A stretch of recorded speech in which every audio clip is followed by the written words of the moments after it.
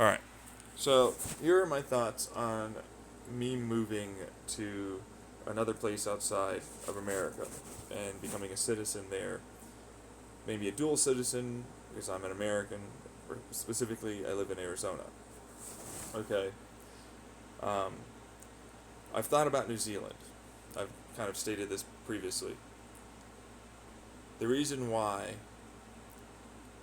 I've thought about this is because one of the biggest things and hurdles I've seen for people to um, be better at being able to challenge certain beliefs, morals, ethics, or philosophies that might seemingly on the surface be good idea, but actually, when you dig a little deeper, they come with contradictory, hypocritical, uh, inflammatory, double standard, like a lot of like real mind traps, and even end up showcasing that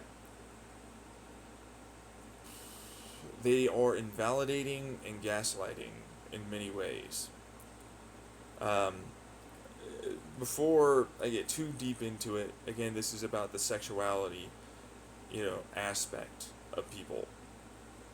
Not just sexuality, not just sexual attraction, but also what it accounts or amounts to or really points towards for individuals, their mindset, the country's mindset, and more. All right.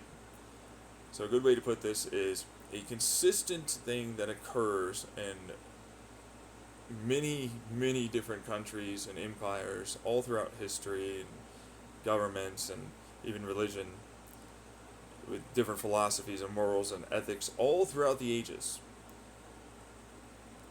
There is a won't somebody think of the children moment, a pearl clutching situation where they'll use this as an excuse to ultimately remove the thoughts and opinions and beliefs and the validation of a person's feelings, their mindset, their viewpoint, their, you know, humanity as a whole, and reduce them to nothing but a literal, very unintelligent, extraordinarily unempathetic, psychopathic, and or just straight up blubbering idiot that is just not even there, vacant in their mind, kind of thing.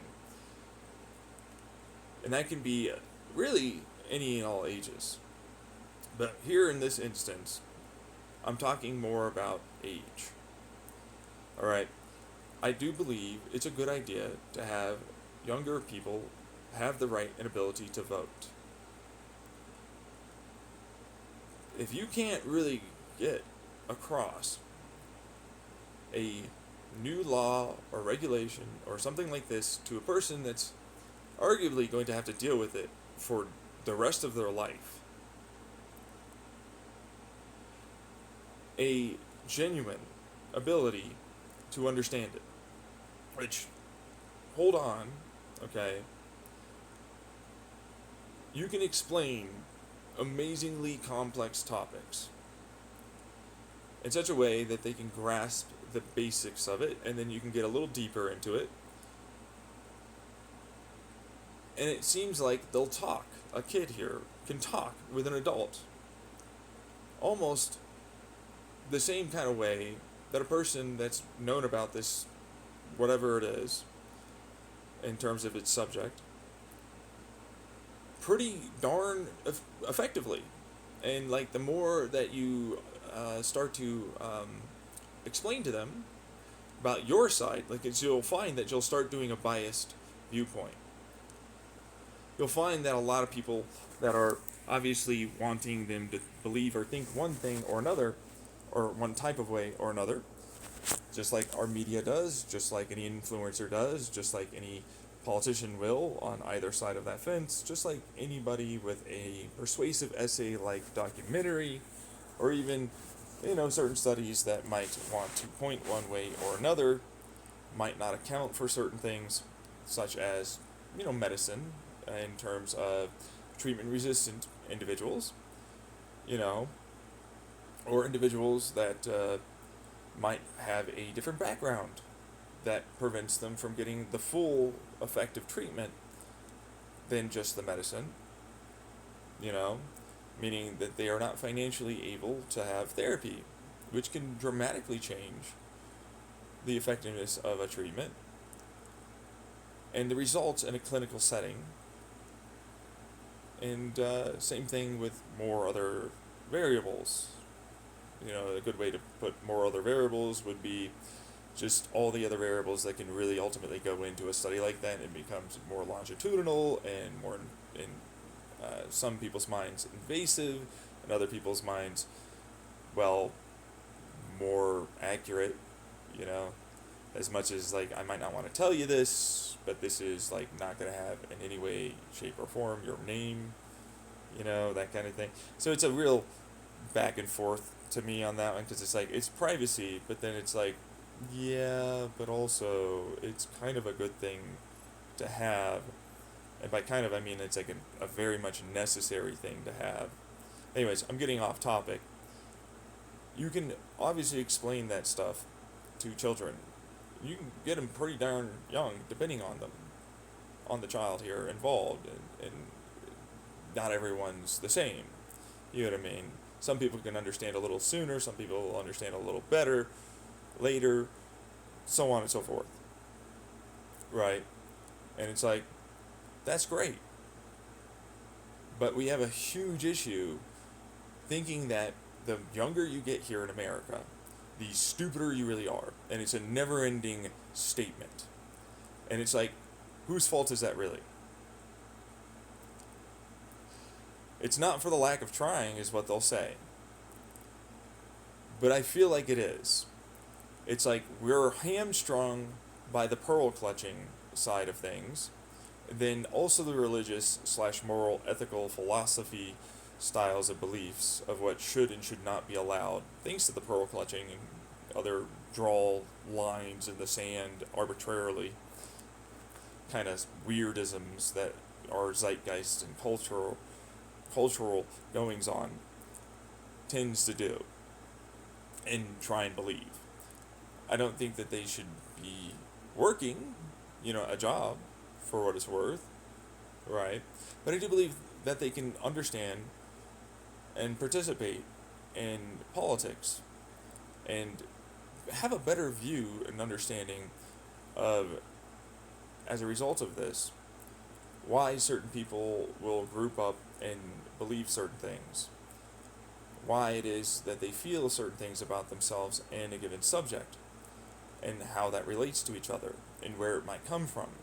Much like a lot of people that get involved in politics can start to inevitably grasp if they didn't before, because it's a crisis of conscience to a degree in some instances, where they'll have this environmental, like we know global warming is real, but it's like the amount of money and overhead, and it's like, who's going to pay for it? And it's like, right, except we know the answer should, and for what it's worth, the fair answer here is it should be spread evenly distributed against large amounts of the money that we are paying for certain things that we shouldn't be paying for right now, because we kind of have a massive debt crisis and other issues going on. And people that are not really paying their fair share, or if it's not people, you can start heading towards corporations, but of course they lobby so hard and they have so many loopholes that they're aware of that we're apparently not, even though we all kind of started grasping that one after a while, that this is going on. I don't know if they expect, like, the American public here at some point for themselves to use it, or if they just don't fully understand just how powerful those loopholes are for these individuals and in these corporations, But it means they essentially pay no taxes, which that's huge. It means the American public, especially the majority, we're talking like up to around that 70% mark of that bottom pays for the vast majority of everything around us. And it can start looking a lot more unfair for towards that top end, that 60 and 70%, that they're paying so much more, when in reality, people that are above that are paying next to nothing. And so again, it's like that's obviously a narrative, and it's like right, but it's not. Right? We have a capitalistic mindset when it comes down to how it is we teach and train and ultimately grow up believing things about what should and shouldn't be morally, ethically, and philosophically, and even religiously. Again, that's a part of the whole, invalidation side of things that starts to go on. They're too stupid, they don't know, and you need to learn about this from me and us and our way and this thing, and you need to national pride, and if you're like this, you're bad, and exclusionary, like us versus them, cliques inside the school, to various extracurricular activities, to this school versus your school, to our, whatever it is online versus your whatever it is online. And it starts really growing that belief and mindset intrinsically, like instinctually, like you don't even notice it kind of stuff unless you're just not really participating enough. And when you add yourself in, all of a sudden you'll see these sudden changes of how it is they phrase something or word things to try and have a particular viewpoint get across or tempt and persuade you or others into a given belief, viewpoint, or something else. And you can say the same for me, but it's like, not bad, because you're doing it too. So obviously you all agreed as a society, collectively it seems like, even if you never really want to speak about this, that you're all fully okay with it being done. Even if I'm not okay with it being done, and I'd prefer it to not be done, but of course I have to participate, and so apparently this is how I have to go about doing it, because there isn't really a way to do it. You ever notice that? Because they expect you, the crowd of individuals, to do it that way. Otherwise you're not seen as professional or as intelligent or whatever else it is that you could be perceived as. And it all ties back into, obviously these kids cannot understand the complexities of this. So what we're really saying, even if you're not directly stating it, that you want prey to grow up, not at first realizing this is going on and being done,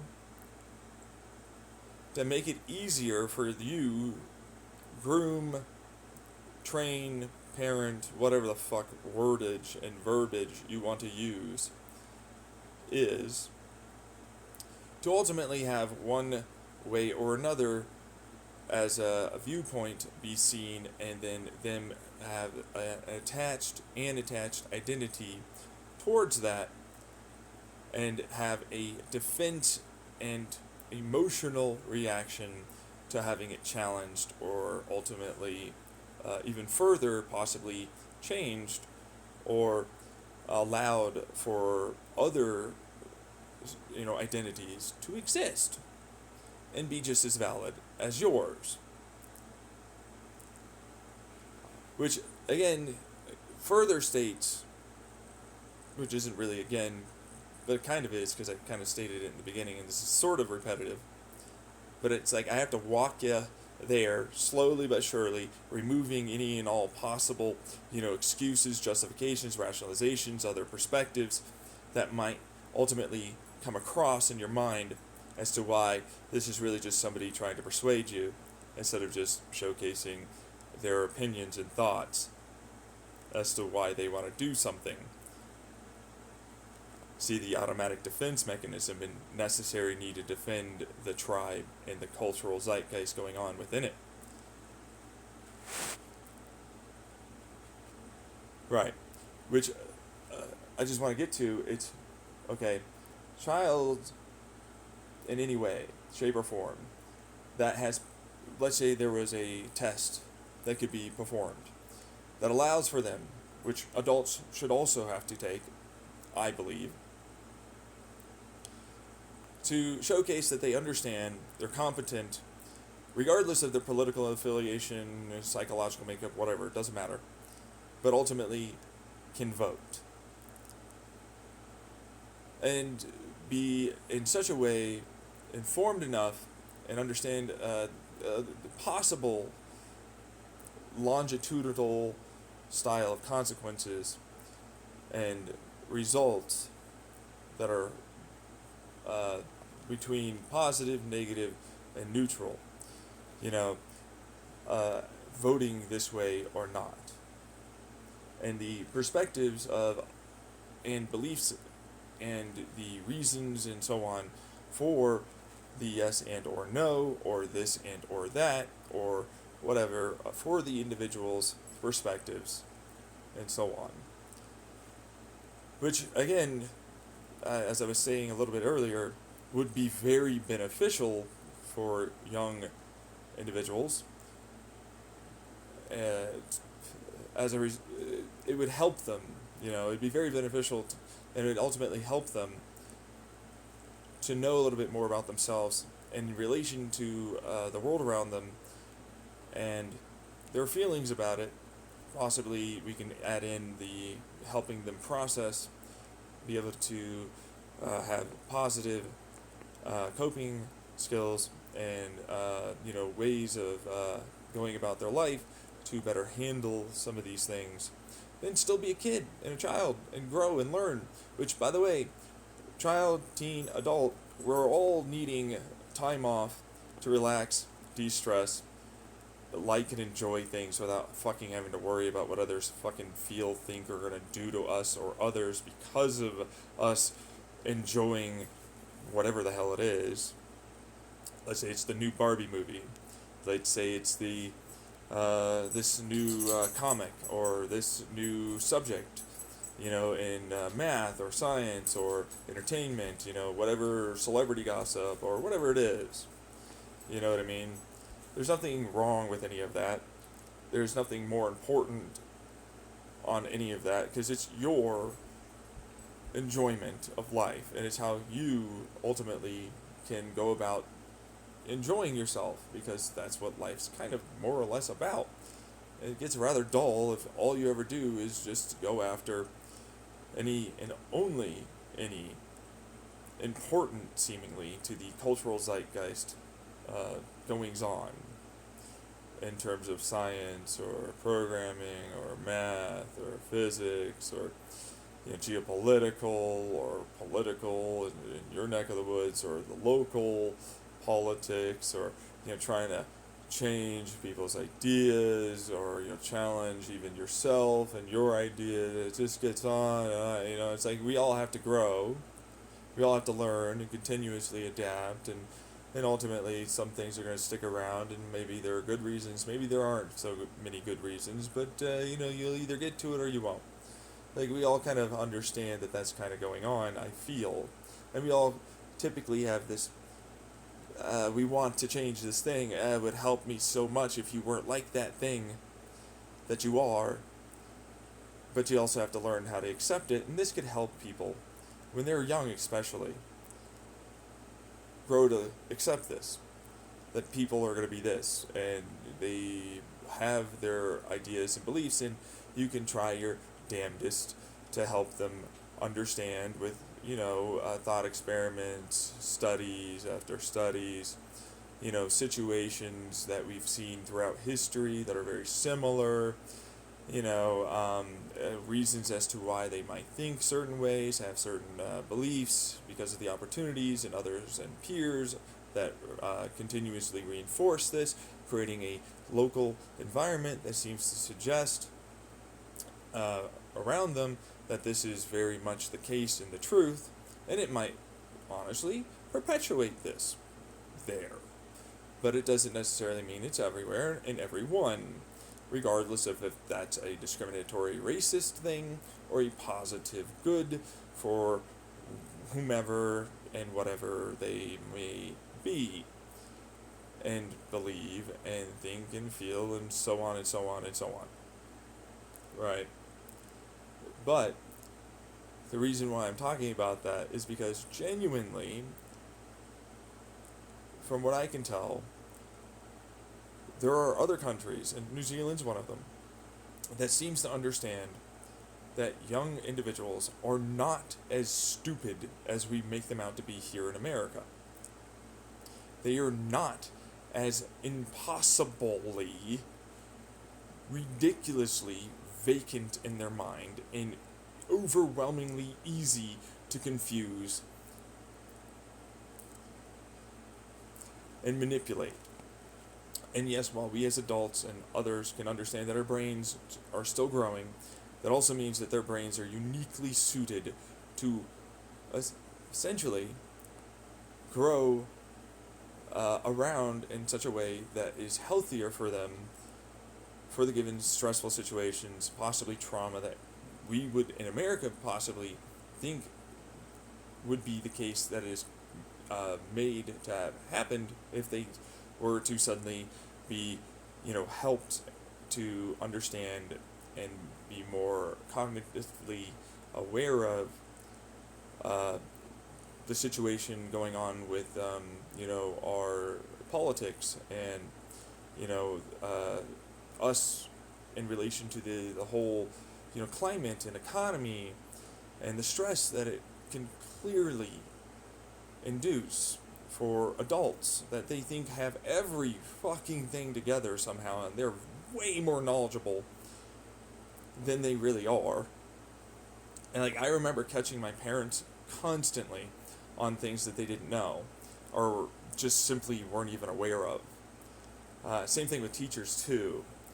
And we as adults have this, at least this is both my interpretation when I was younger and now as an adult myself, need and or desire to be respected and understood in such a way that while yes I might not understand something, it's still probably better or even know about something to think about it and go about discovering and learning about it in a given way and situation that is more cautious and safe at first and slow, or at least the right kind of pace for you, which while you're young, I have to again step in here and do a little parentheses thing. I have never seen a single adult do this well or heard of a single person ever really be very amazingly great at it, even ones that really work hard on rules and so on that they try and stick to and have routines or whatever to this, kind of like trying to play it safe or have whatever way of learning or this thing that they're for a goal trying to achieve. Let's say it was a relationship, that they're perfect in any aspect at ultimately approaching and not having awkward moments and saying dumb things or going a little too far too quickly and so on. And so even in politics, where they'll unfortunately get really involved in their first step and get very, very immediately interested and excited and have certain beliefs that they really, really strongly held, and then started learning more and more from many possibly at first sides, or possibly at first just their side, and then it started to become more and more that they couldn't stop or even change or help the fact that this other side that they just wouldn't even accept or even view or even look at or acknowledge, validate, all that suddenly becomes so increasingly obviously in front of their face and impossible to ignore that they start learning and growing to have a perspective that includes and acknowledges it and helps them to possibly gain some empathy where there might have not been any, or a change of perspective and belief and philosophy and tolerance and acceptance of this other side or person or group or community. Or at least they can maybe more consistently understand why they might think or believe or view things in their way that they do. And while a lot of the time it could be, and again, this is a hugely broad, vague thing. Do not try and attribute this to one side or the other for politics or any given online community or anything. Understand that their perspective is going to be the same as it is for yours to them. Understand that while it could very well be that many of them are fully, very much, adamantly believing in this, there's no mental gymnastics, there's no, whatever kind of thing that you want to call it is, but that they're okay and there's nothing wrong, and that's obviously the truth, and clearly there's you with this and going on and doing that, and you're hypocritical and blah blah blah blah blah. The same kind of rhetoric. And for what it's worth, that's actually kind of what I do see when I look at like multiple sides as much as I can. And so adults also tend to start having a version of where they'll make a bunch of mistakes and then they'll get better over time. That's what I'm trying to get across.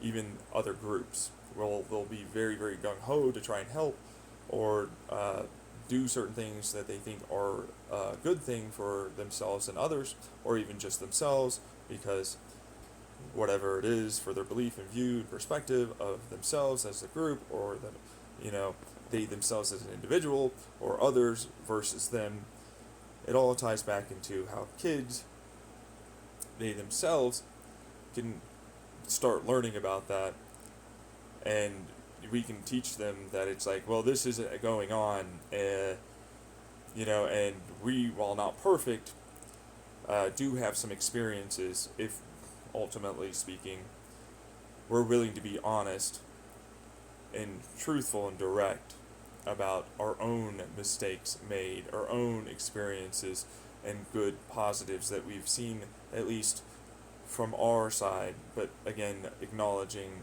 that there are many sides and many different experiences, and there are many different people with many, for what it's worth, the replicating crisis in some of the studies in psychology and society, studying society. I forget what it's called. I think it's sociology or something. I forget what it is. Point is, there's a replication crisis in some of those things because, of course, we are a dynamic, zeitgeist, humanity, people, culture, society, all that, with individuals that will suddenly come up with a way of doing something or thinking about something, and it'll grow, kind of like a mind virus, online or in their own local area in town or state or whatever it is. And that suddenly impacts and affects a number of people and can have them, either as a joke or for full on, or believe that, go with this, whatever, right?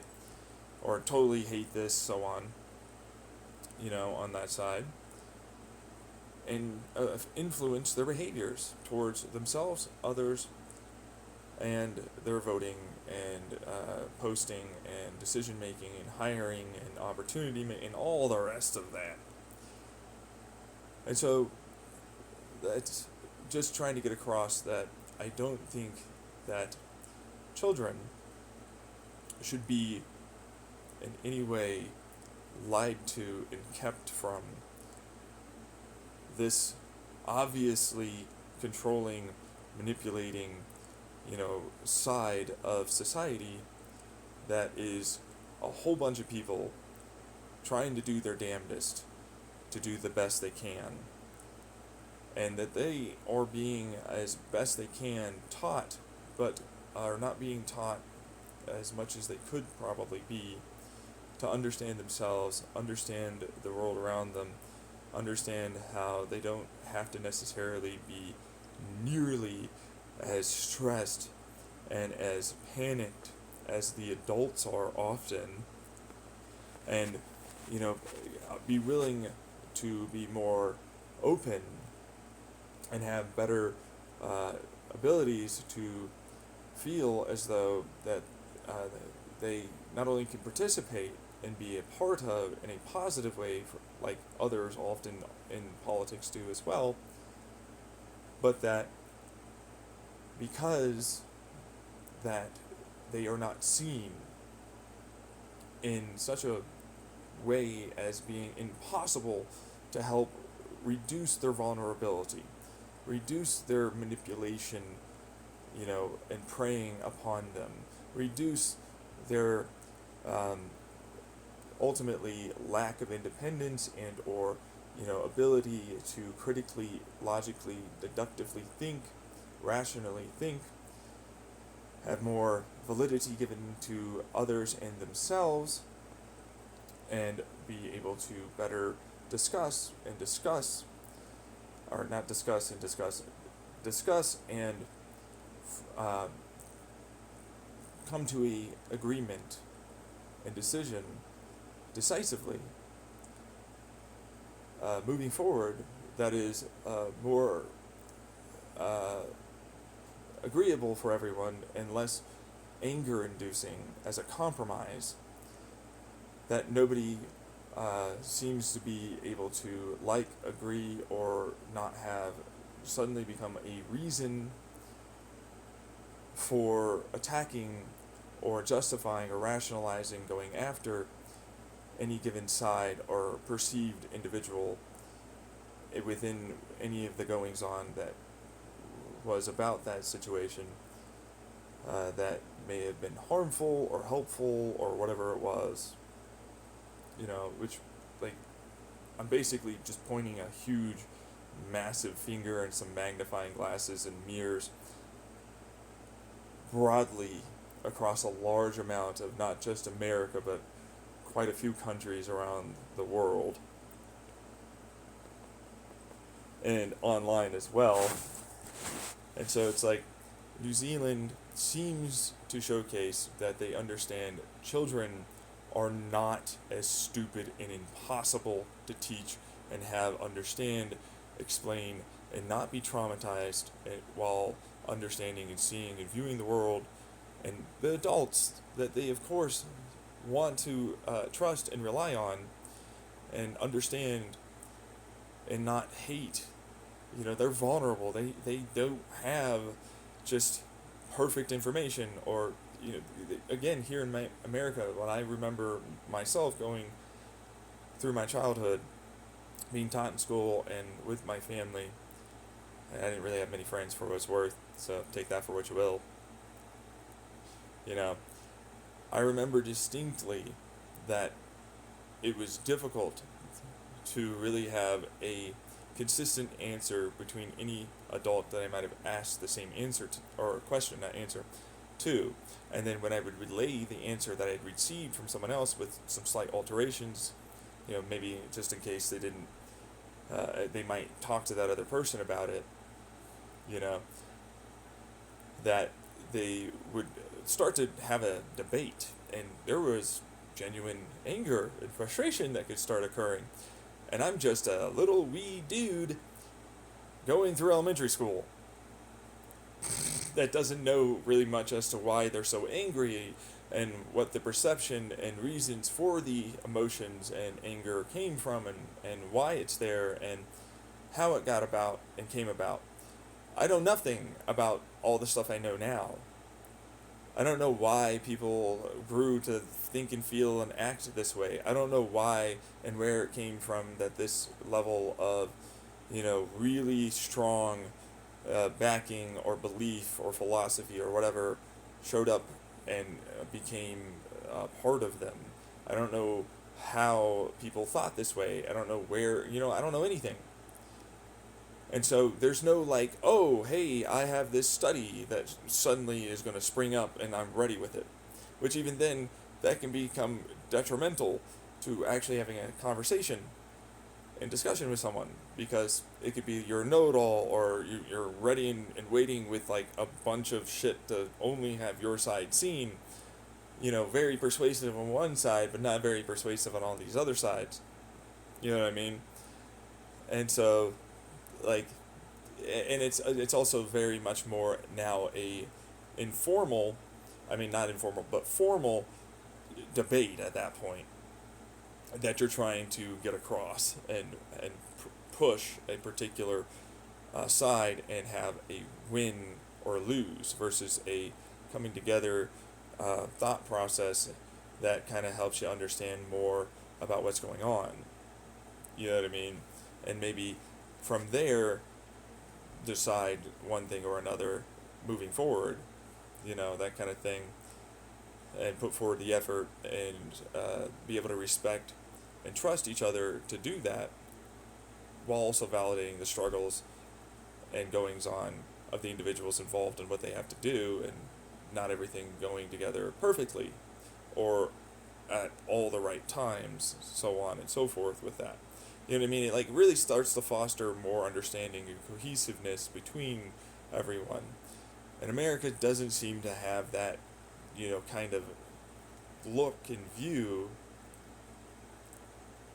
towards its youth and even adults, even older adults.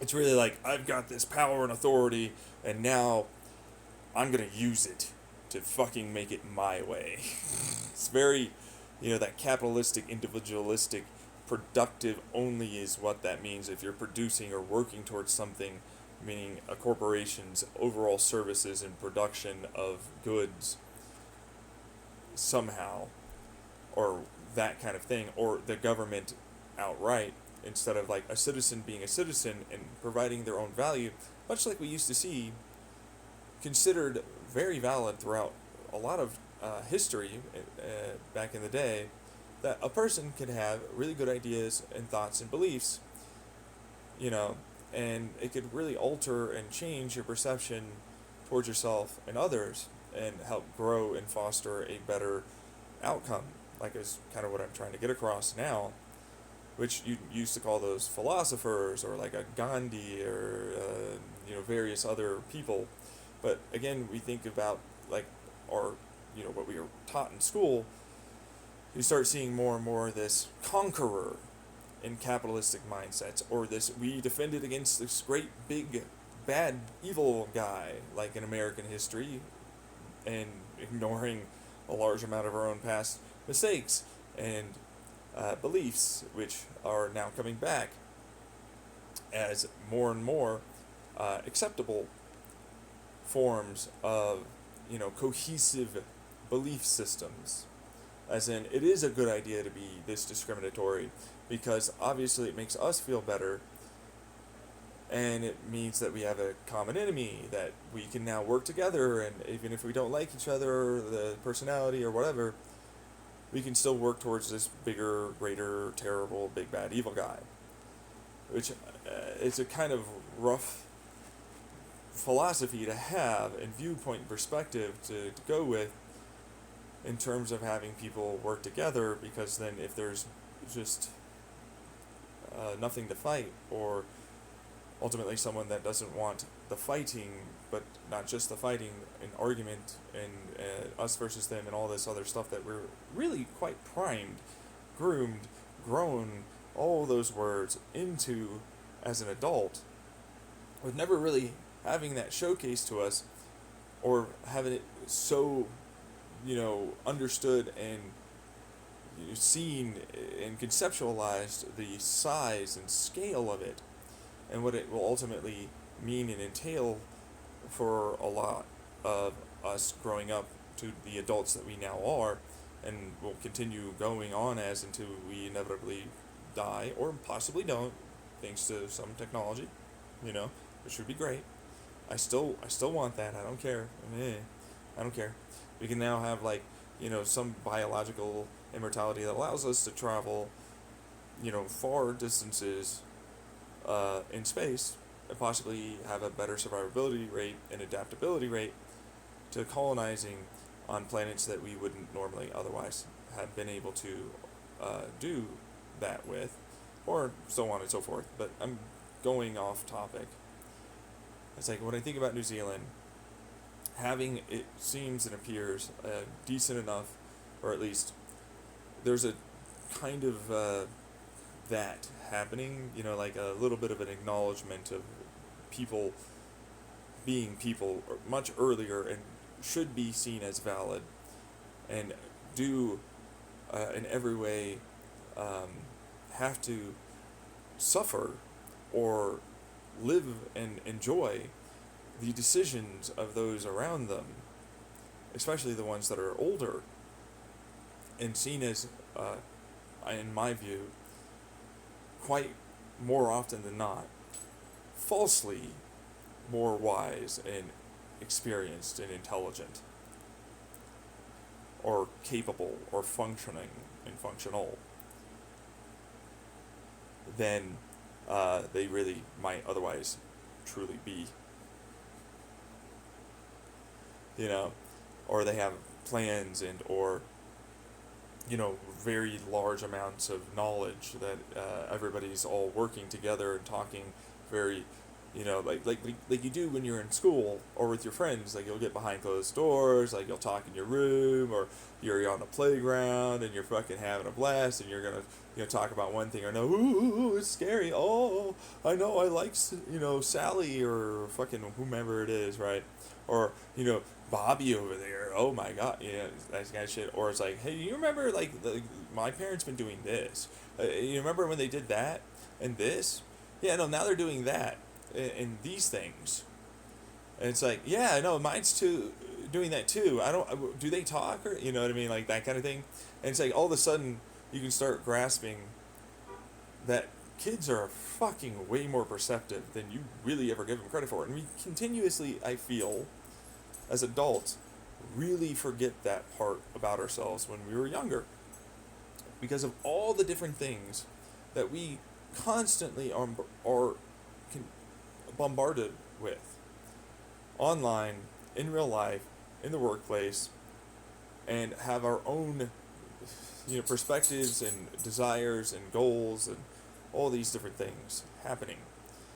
And of course the fears and the discomfort and not willingness or ready to, or has it have had it become in such a way that it's more approachable, not seemingly overwhelming and anxiety and stress provoking, and all the rest of that can really start to happen for different subjects that are seemingly much more controversial than we ever knew as a kid, until we really started focusing and paying attention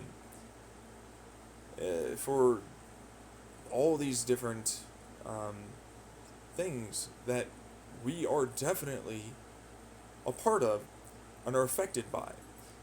All of a sudden, women don't really have an inalienable right, kind of, right, for abortions. We just barely passed, but with some pretty, in my mind, intense and not at all acceptable and appropriate caveats and stipulations.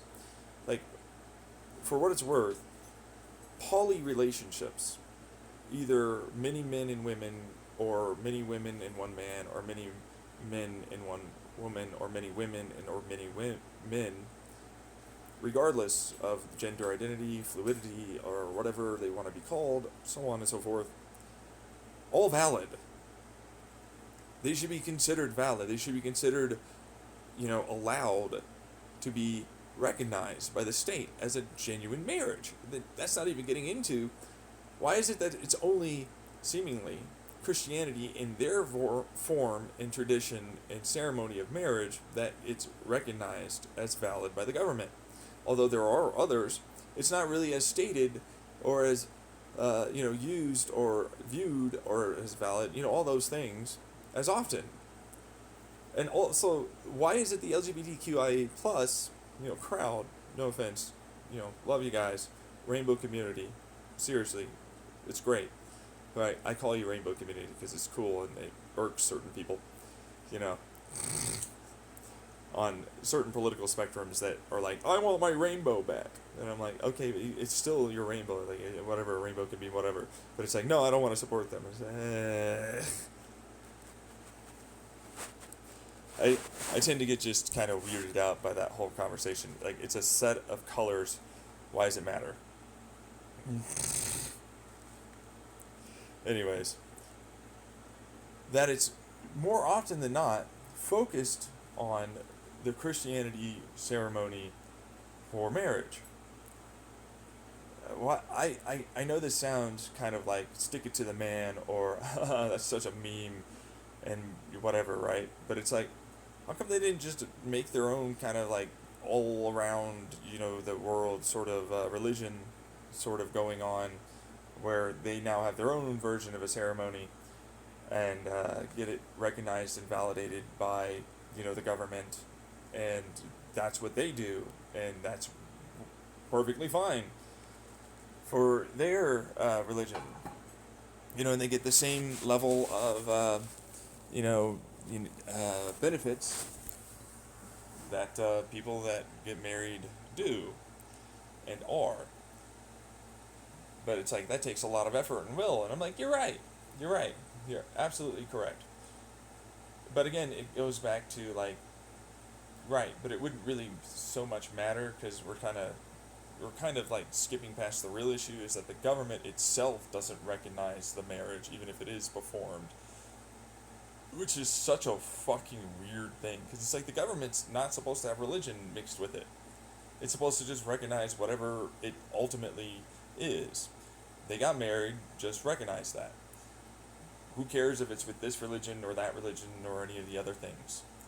It should just be they're now partners and they should be recognized as valid, right?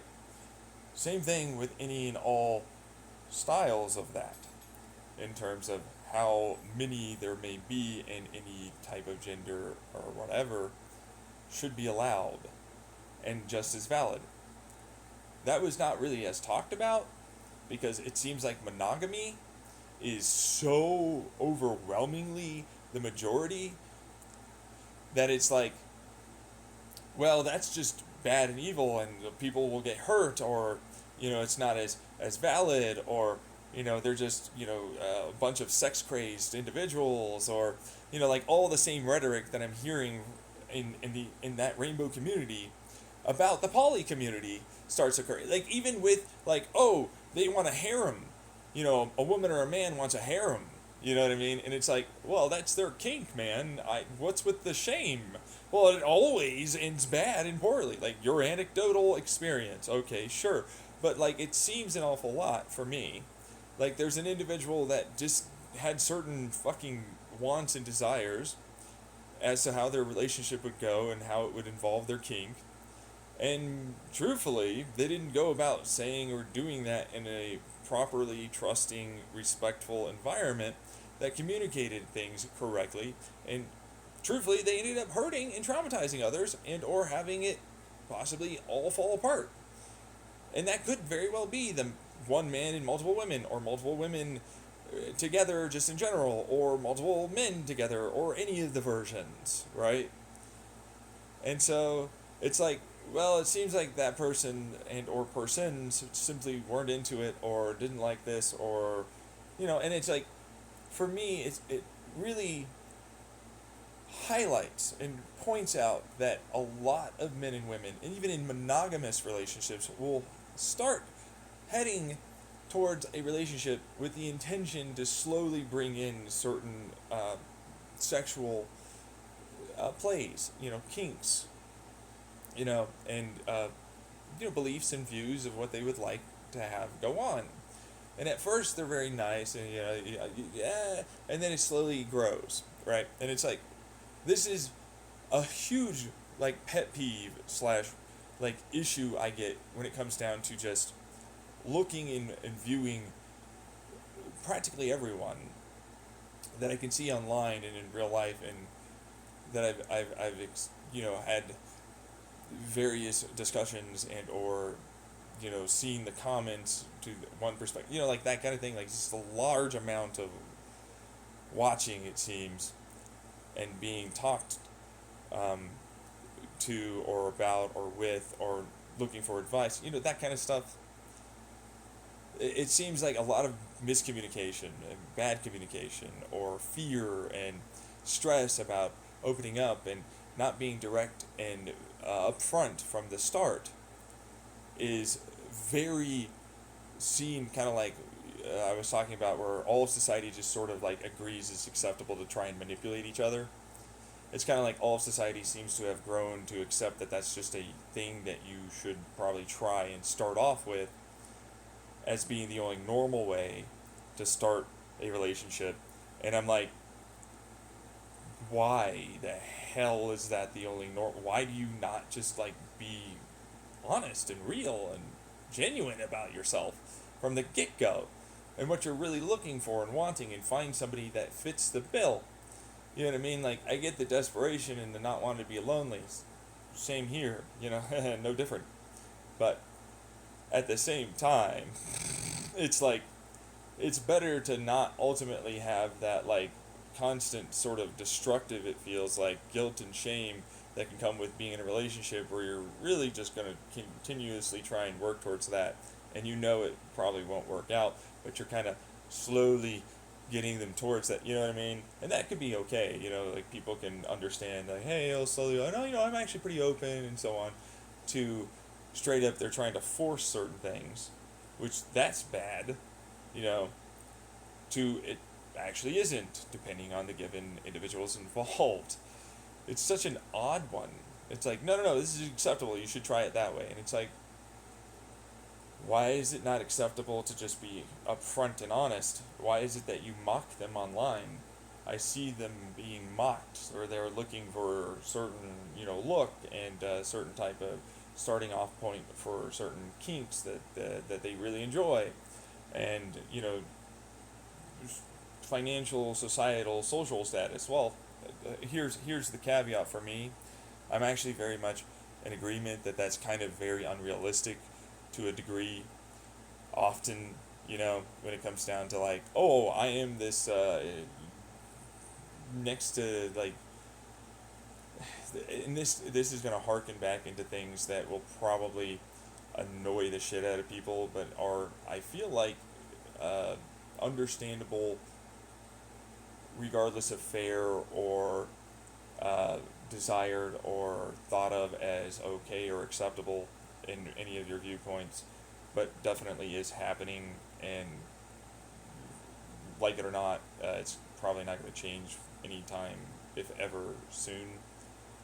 Um, People that are attractive tend to like, more often than not, other people that are attractive. People that are a little more thin tend to like other people that are a little more thin and or fit. People that are, you know, on a particular persuasion in terms of submissiveness or, you know, traditional, you know, styles and viewpoints of a relationship, cis, you know, that kind of thing, might prefer a taller, you know, male. You know, even gay people, in a lot of ways, can ultimately end up having a preference, right? And it's the societal part that tends to get people, meaning financial societal. It's like, do you all understand that we're all going through some serious fucking financial difficulties? Who the fuck here is really having it all together and got everything squared away? You motherfucking lucky opportunity having, you know, like the anger, jealousy, it starts to kind of like, but it's not really jealousy because it's actually just kind of straight up sort of the truth. Like, no, there are sometimes people are a little lazy, or there are sometimes people that are dealing with a large amount of stuff that kind of makes it very difficult for them to get certain things done in their life together in that kind of a way. And we invalidate them, and we start thinking that they're a red flag. That doesn't make sense. You're also living with your parents. And you're like, I want a millionaire. It's like, oh, so you've gone to the woman that will absolutely, or man, or whomever their gender is, or whatever their gender is, you know, because whomever is a weird one, but then, like, that started becoming a bit of a thing on that side as well, for personality that has different genders, you know, in terms of the mental health crowd there too, you know. So, but it's like, right, whatever that is, you have like a cultural zeitgeist society right now here in America, and often in a lot of places in the world, that view that as not very good. You know what I mean? Pretty darn inappropriate, and it's not very likable. But then it's like the oldest profession that we know of is sex for money. And you know what? It's not always just sex. Sometimes it's just company and almost like a therapy where they get to vent to someone about one thing or another, or just be around and have some intimacy and socialization without like fear of subjugation or the, you know, whatever it is, right? And so then we look at them disdainfully and you'd go that low, like what's with this morals and ethics and oh, that's right, we have the puritanical weirdism that is in America and other places thanks to Christianity that seems to pervasively get in there whenever sex is involved in a relationship, and the supposed naivety of individuals and the power dynamics that they don't seemingly understand at all. You know what I mean? Like, oh, me looking at a lot of kink community people throughout all of the walks of life and societal, you know, and financial things. Woo, wow, there are a lot of people there that like to be taken advantage of or just not actually having to care or, you know, various things like that. And so, like, all of a sudden, because they're young, they are so stupid, and you couldn't, like, ultimately help them understand. But it's like only your perspective. There's a lot of kink community here that would definitely say that no, it's not always bad, even if you're uncomfortable and have this risk viewed as there is no reward and it's always going to become dangerous and traumatizing, which is very invalidating for those individuals. Even the person that you might be ultimately, in this instance, for various people that can exist, because there are more than just your perspectives here, see you as grooming them. Even though I'm actually on your side, that we should fully have them understand some of the consequences and risks involved in having dynamics that are so seemingly lopsided or very much are lopsided, but also have them, wait for it, set up the right, you know, backups effectively of either people to be able to help them get out or be able to move or be able to leave, ultimately enforce certain boundaries, showcase that boundaries aren't being enforced, and actually have a respected conversation and have them, if they are a decent person, which apparently there are no decent people, and the moment they make a mistake, it's paranoid belief is only the allowed option. They were always just trying to intentionally manipulate and harm and take advantage of you, regardless of your age. Because truthfully, that speaks all the way up to however old you start getting. Because it's not like when you're in your 30s up to your 60s, you're so perfectly right in the right mind and know all the things and are always capable of being correct in finding all the right relationships and all the rest of that can go on and tends to happen. Oh wait, no, it doesn't. It doesn't tend to happen, and it doesn't. You know what I mean? Like what? This is the side I end up having issues with when it comes down to people in the Democratic and the Republican side. They're very pearl clutch happy at this point.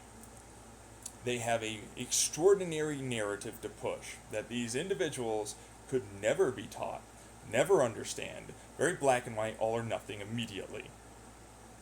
They certainly will not ever, but only when they're older is it possible that they might actually make right choices. And once sex is involved, I draw the line. In no way, shape, or form is a relationship going to ever somehow involve sex. We shouldn't be upfront that I'm asexual, because I'm desperate and I really want to be around people and be your friend or, you know, with you in a relationship or whatever it is for asexuality. But no, everything outside of that's basically like, yes, no, I intend to eventually try and be having the sex. You know, the sex that's involved. I kind of want to be able to trust you and have an intimate moment like this and have this pleasurable sensation occur between us.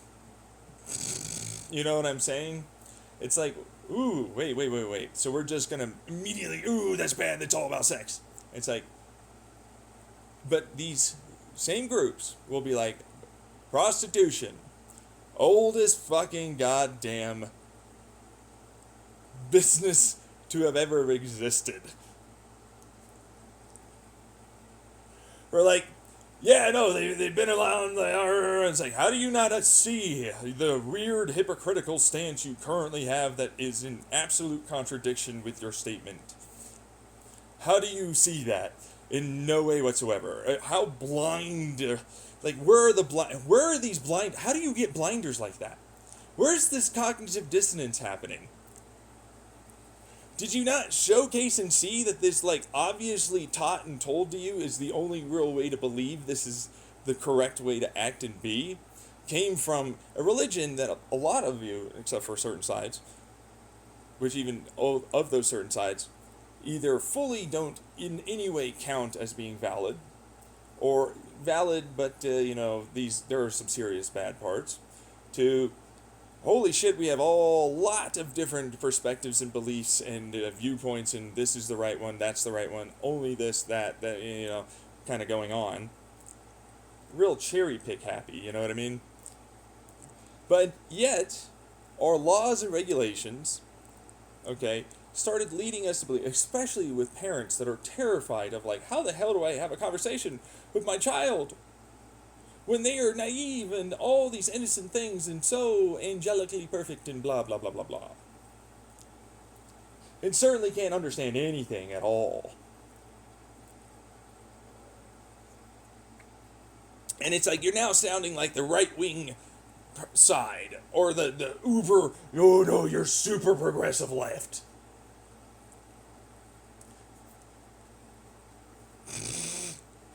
And I'm like, no, again, you most likely did maybe see my side of how it is people that are young can vote. I'm like, why is it, just going into this, an 18-year-old, okay, it's like suddenly they know shit. Shouldn't it be a lot more up to them, regardless of how much older they need to be for themselves to be comfortable, or how much younger that they want to ultimately start at experiencing things, either with themselves, others their own age or older, or younger. And that older and younger, honestly, unfortunately, needs to be in a way that's safe for everyone involved, even if it's way older. Like, we haven't ever stopped older adults, regardless of gender, and regardless of sexual orientation, from still participating in sexual acts and seeking it out, on both sides, by the way.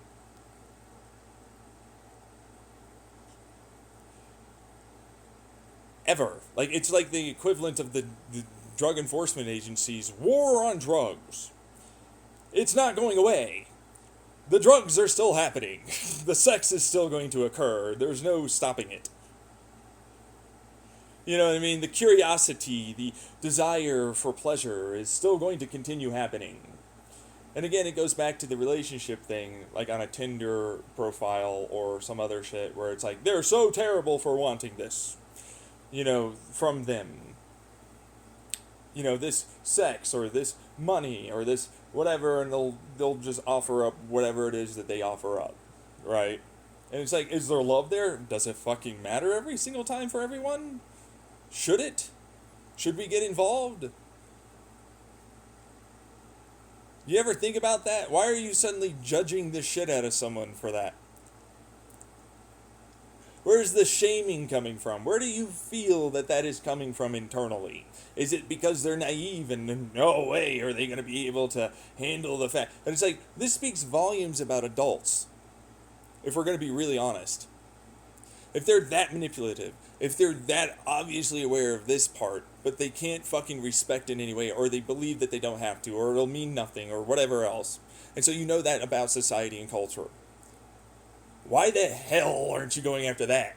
Why the hell aren't you having them understand their side to help them take power back and control over their shit in their situation? and so that they understand what they can do to get out of that more easily.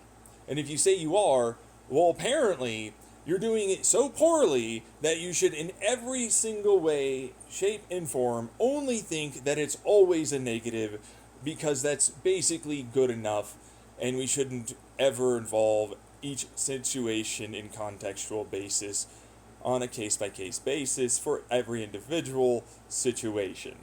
And we should just blanket statement, all or nothing, generalize, and quite frankly, do the version that can never be done and doesn't work of abstinence for this thing that simply isn't going to happen no matter how hard you fucking try.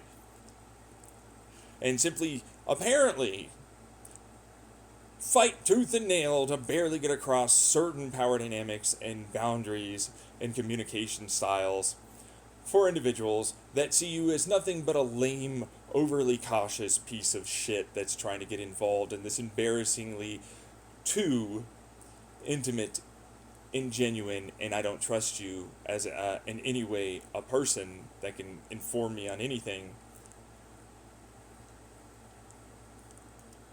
individual coming in to this side that I've been taught and told and trained from a very young early age I should never trust strangers or believe other, and then like obviously I can see that adults and other teens just don't have it figured out, are lying, have their own viewpoints, might in any way make it such that they and their experiences are just simply very, very one-sided, not caring about the risks or their emotions or their perceived not risks, goes on to that kind of a thing. It's like, do you see why it is you're not getting many places with this, especially in the adult crowd that is very much valid, that can see and understand, hey, I know that you're all worried and want to be cautious and, oh, clutch, think of the children.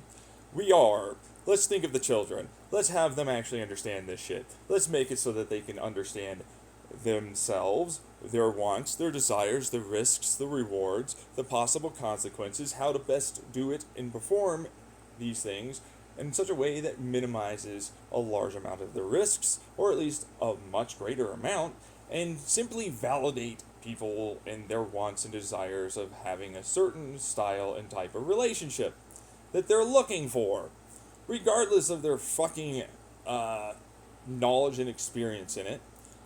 Because, hey, no offense to any of you out there listening in,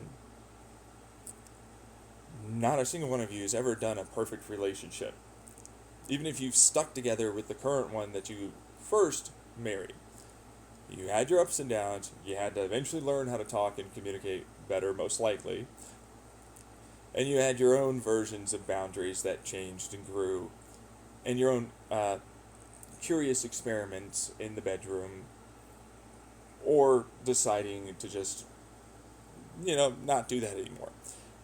The point I'm trying to make is, regardless of how seemingly perfect you're monogamous and or you were the same even exact age somehow, birth date wise, you still, more often than not, a lot of you went through many relationships, both friends and intimate relationships, where there were goods and bads, and you learned, and you grew to understand people more realistically, more accurately.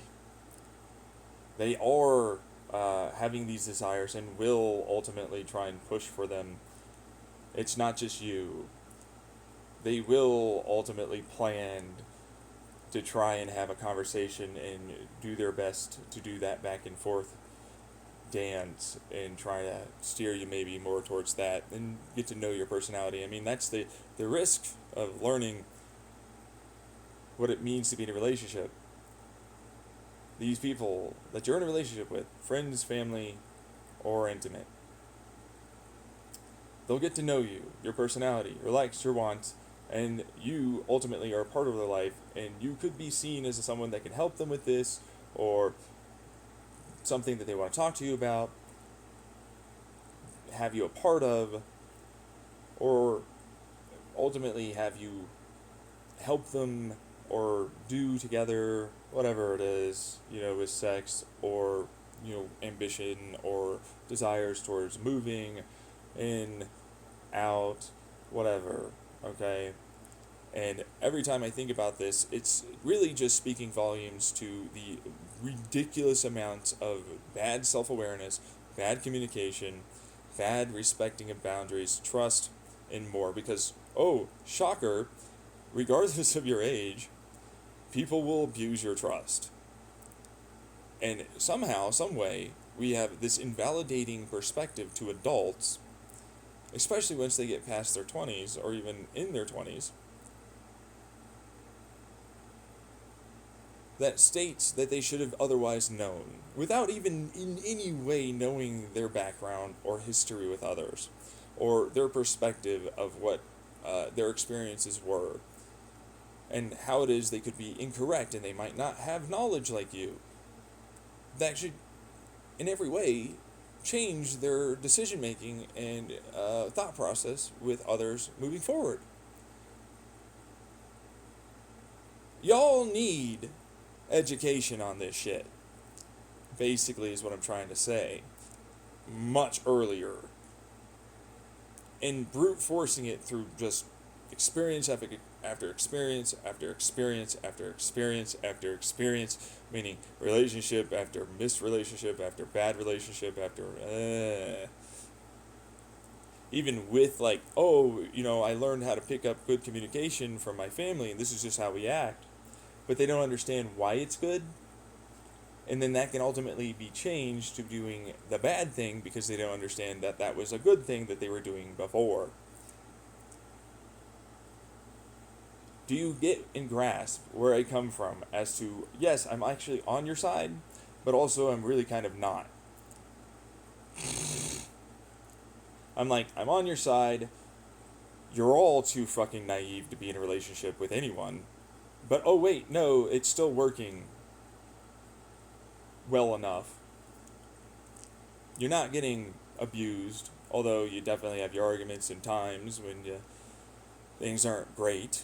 I'm sure from all the fucking relationships I've seen, that's like literally always the case.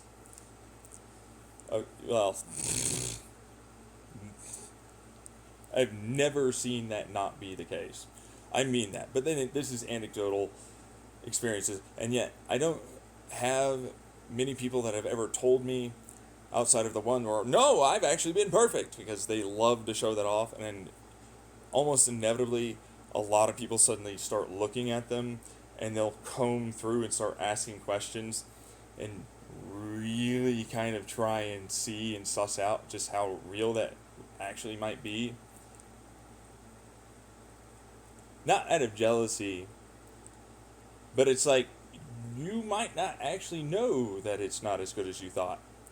Which it's like, wow, thanks for removing their perspective. And things were okay. And ultimately not being around when all of the things start falling down around them in their relationship, as they suddenly get annoyed and pissed off that when before they weren't, or having these arguments and all the rest of that can start entailing. Nice job fucking around and finding out and ruining a person or persons' situations and lives moving forward.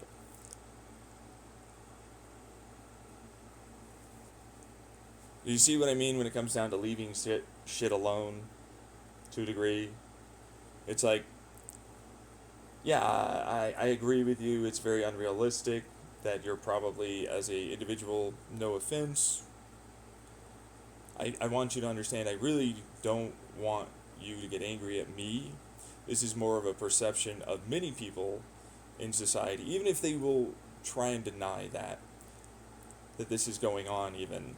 But if you're not very good looking and also come with your own financial status that's at least close to equivalent, or you're very much able to be independent, you know. You're barking up the wrong tree, expecting something that, for what it's worth, is a pretty rare thing to find. This uber intelligent and very communicative, rich, attractive person who's gonna come in like a fairy tale Prince Charming and suddenly fix and make it so your life is no longer having all this debt and all these problems from these people trying to take advantage or whatever the fuck it is that's going on, or you just like the idea. And you know, realistically, I'm pretty fucking sure most of you know that. And it could be a troll or a meme, but then there are those that are not.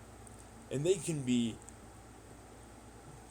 very unfortunately preyed upon.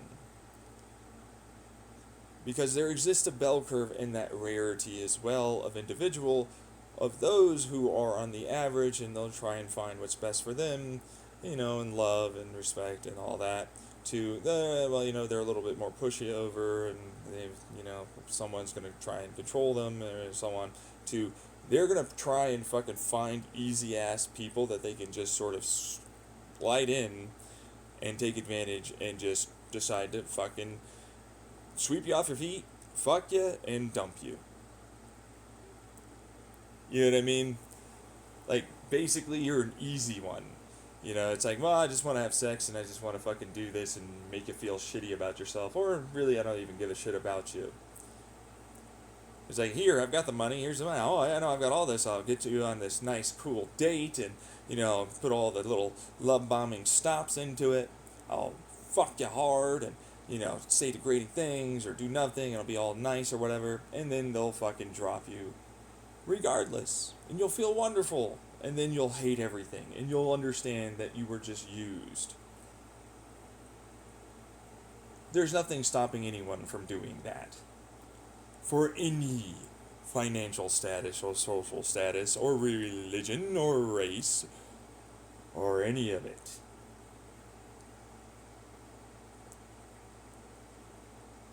And they're desperate enough to fucking go along with it because I finally found the right thing, and oh, I'll keep fucking trying to pursue it.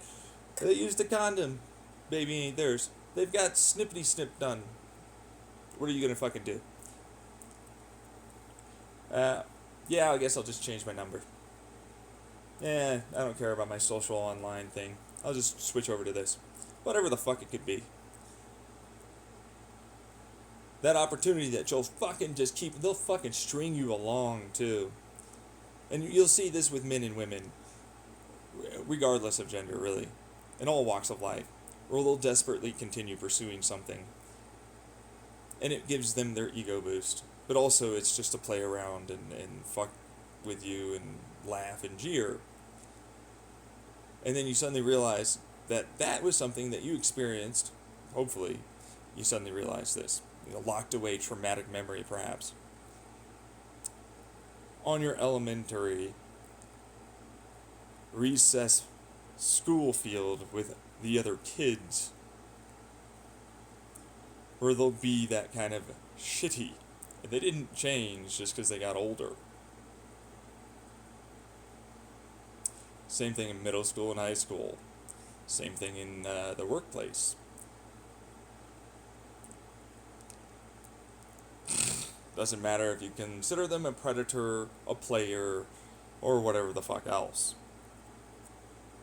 It's traumatizing to the persons involved that are not the person doing the obviously traumatizing, damaging thing that's abusive. It doesn't matter their age, it's still just as abusive. It doesn't matter how desperate and obviously, I think clearly could be understood, lacking in intelligence and understanding and acceptance of themselves and what they're likely to be viewed as by many, many people around them. Which is a rough one. Because, like, that's hard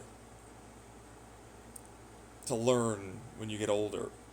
When you kind of get brute forced into that when you're young, then you can kind of grow to accept it and learn other things besides just, I have a pussy or I have a dick to give you, or I have these looks which can fade. I have this personality which can change. I have these beliefs which don't always hold up for every single situation. And the list goes on and on. You can be funny, great, but not all the time. It's like learning to accept yourself and your value in that, but not really over embellishing that. Be realistic in yourself, in your examination of self, especially in relation to others.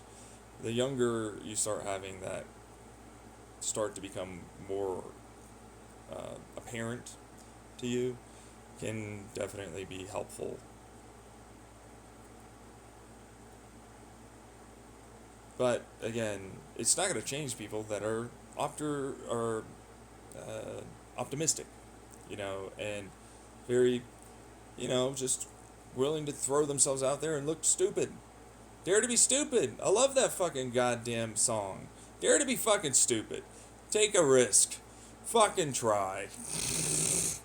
Who cares? Everybody's fucking looking stupid all the time to everyone. Who gives a shit? But it's that thing for me, very often, that we as a society try and protect in very incorrect, in my viewpoint and perspective, that actually helps people do the very bad things that we want to protect them from much more easily, regardless even of age, because naivety to that doesn't really stop at 18 or in your 20s or your 30s, especially when feelings are feelings, and you will, even if you have a thought that it is bad, will still consider and continue and will and are pursuing something that is not necessarily great for you. And it's up to you to seek help and know when to do that. Everything's kind of a little bit like that. But that's why I kind of likened it to the Drug Enforcement Agency's war on drugs. It's like some of the most effective ways around the world that we've seen is removing the stigma, helping them understand how to do things safely, allowing for their curiosity to not be shamed and blamed, and helping them the moment they want help and need help to be able to get away and out of it. I think we could use that pretty hard in relationships. And I know this is going to become a bit of you were leading and priming us up. That's true, but these are also my thoughts and feelings. Because New Zealand, here, I don't know the validity of this, but I saw a news article that showcased that they believed a 6-year-old could consent to an adult having sex with them. Or at least that they could understand and be aware enough of the consequences, risks, sex in general, so on. And I'm like, you know what, despite what America will utterly bash me about this for, and many other places of the world, it really is a situational case-by-case basis for me. And depending on the person, meaning adult or even child involved, I can see how that could be the case. And truthfully, they probably weren't harmed or traumatized. And I have my own curiosity towards it. As taboo as it sounds, I do. You know what I mean? And so it's like, because of that pearl clutching that I often see used way more often than it should ever be used. Regardless of any political or goings on online or anything, as the straightforward reason as to bad and why you can't, an overgeneralization, black and white, immediate all or nothing things. Even with the understanding and knowledge that it really is situational, and obviously if they were not, and they basically were, yeah, taken advantage of, you know, they didn't know what was really going on. I've heard this, by the way, from people that when I was homeless, men specifically, that had situations in where an adult woman came in, and they didn't really know what was happening, and it all happened really fast, and they were super excited, and yeah, it was great, and I didn't really have any problems. You know what I mean? But is that grooming? Is that taking advantage? They didn't really seem to think so. They wanted it to be a little slower, they wanted this or that, you know, that kind of thing. And this is a candid conversation while I'm homeless with a person that later tried to jump my ass and beat me down. That I had to, for legal reasons, this isn't the full truth in any way, but I had to scare off with sharp implements, we'll say. But there isn't really a single person that I didn't ultimately talk to that didn't have, at some point or another, both a good experience and a bad experience, and the ones that were really bad weren't necessarily the main cause and reason for why they were homeless. It was a continuous, over time, in their life, traumatizing after traumatizing situation, invalidation, shitty situation, no real way of getting out or way of understanding how to help themselves, to look for help or be able to handle what was going on, and so on. And drugs usually, very often, were involved at one point or another in a steady decline to a rapid decline. Occurred for almost a lot of them to majority of them, depending on each situation in my homelessness. And I could say the same thing for me, except I cannot really fully say the same thing for myself. It's like, no, I just couldn't get out of my situation, which is not like a justification or rationalization of what it was I was doing, which is like, oh, what was the drug? Cannabis. That's it. Marijuanas. Now, we laugh at the lack of seriousness of that drug for some people. Other people really, truly think it's really that bad. And what we found is that you're both kind of correct, depending on the person, depending on the given cannabinoid profile and the ratios of them in there, and the way it was ultimately taken, and how often it seems to showcase very where in the hell are you going with where they're going to end up. Sides of the story on that one. It's like, it can absolutely lead to negative consequences for some, and they really shouldn't ever touch it. Others, it does fucking nothing, and then they're perfectly fine. And there's a wide array and assortment in between. Like any and all medications to / just straight up substances that alter our state of consciousness and decision making, which can be both good and or bad, depending. It depends and is complicated. And so for me, it's like, you're on cannabis. Well, I was in a program that meant that if I ever had it, I would be kicked out in the apartment.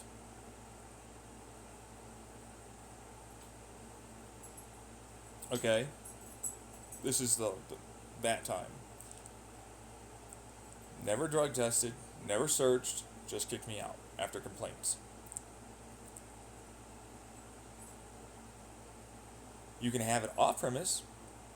You can ultimately have it in your system even, but see what I'm saying? They just kick you out. Another time, I have a really terrible family life situation happening again. Very invalidating, very traumatizing. There's a lot of them that are blaming me for the situation going on when I was basically the only one doing any of the work towards trying to help my mother not go and try and harm herself.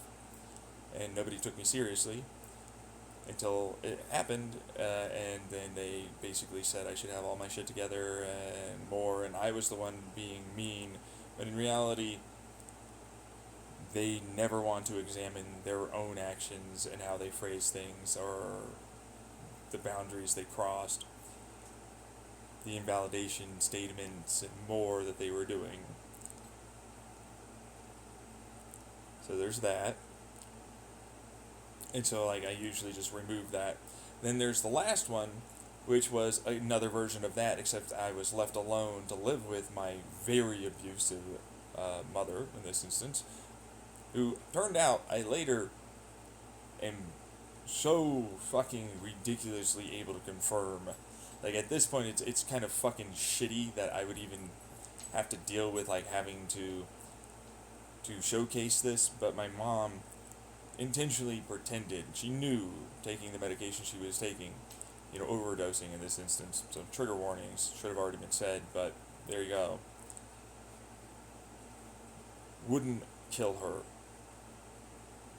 And that I was being viewed by the rest of the family as getting better and being a little bit more reasonable and understandable and so on.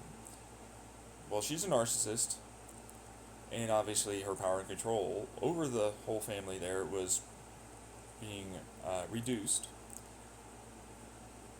And I was also trying to really enforce my boundaries and make sure that others would be informed and knowledgeable on whether or not she was or not, and see if they could actually give a shit about my life and what was happening.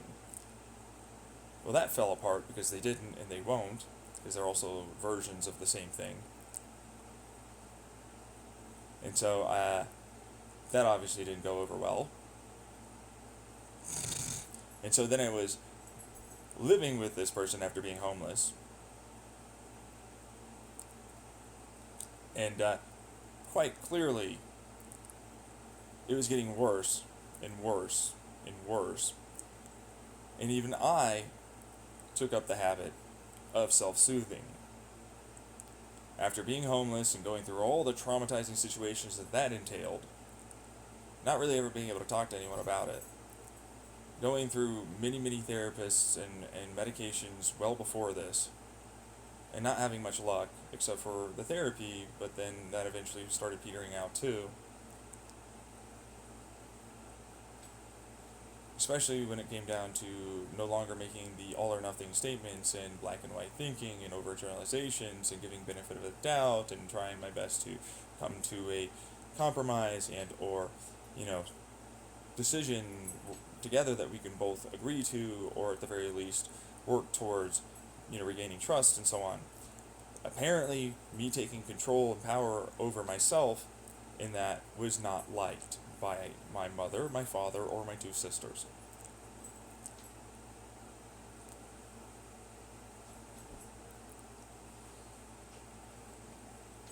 So, eventually, after I got kicked out, thanks to me effectively doing that, and they needed any excuse that they could find to suddenly call my clinic.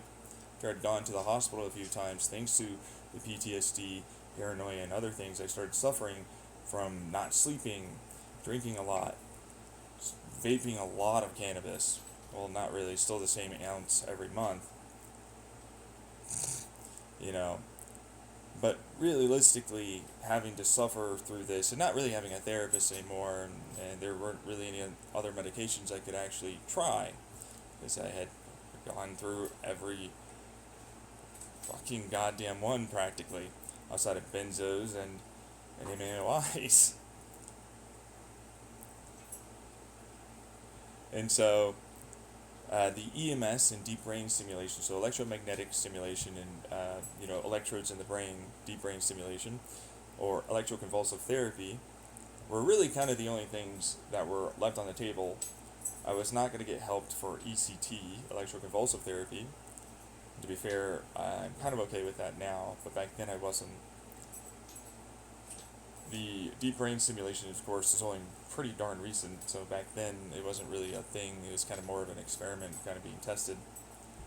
And electromagnetic stimulation was expensive at best, and not all insurances covered it, although mine, or my parents would, because I was on theirs.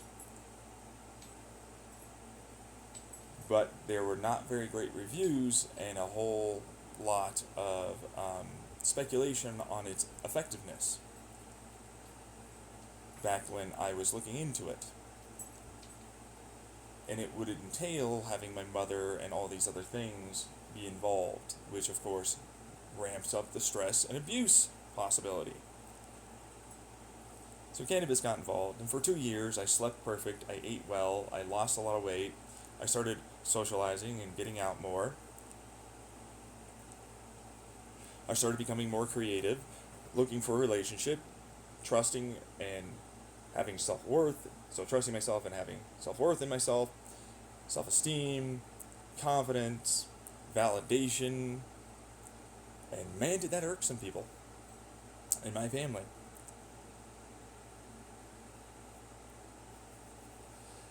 So, eventually, though, it started taking its toll.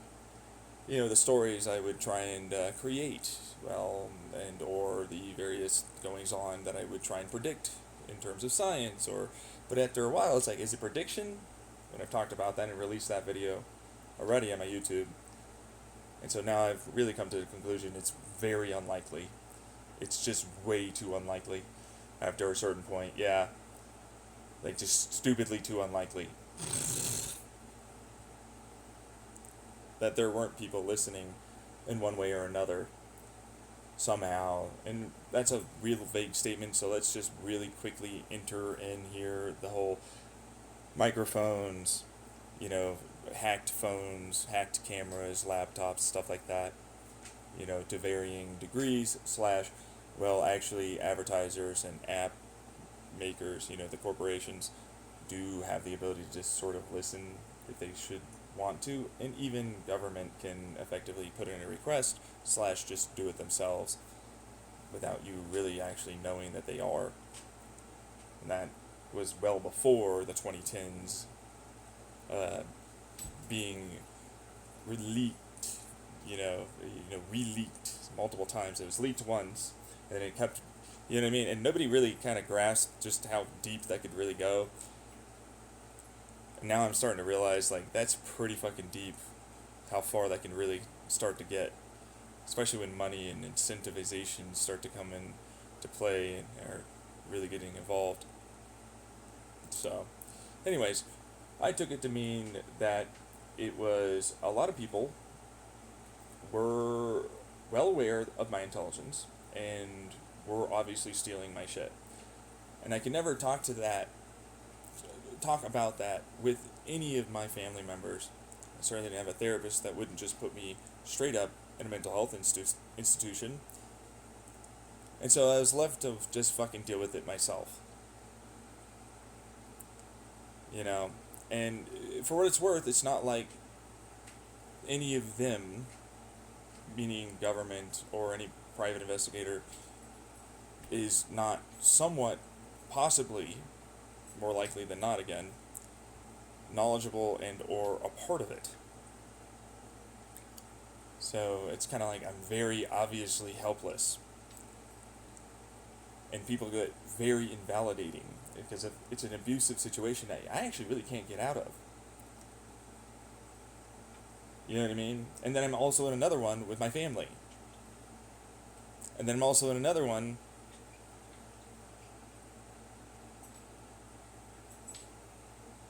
when it comes down to society, kind of as a whole, really not liking the fact that I am a 20-something-year-old that doesn't have his life together, lives with his parents, and clearly has a lot of mental disorders, but can't be validated as that being a disability or preventing me from pursuing things in life as easily as others can or do. Especially when I'm so intelligent, and man, isn't that just the worst excuse for me? It's like, you're so intelligent, how come you can't just, like, be so intelligent you don't have those issues?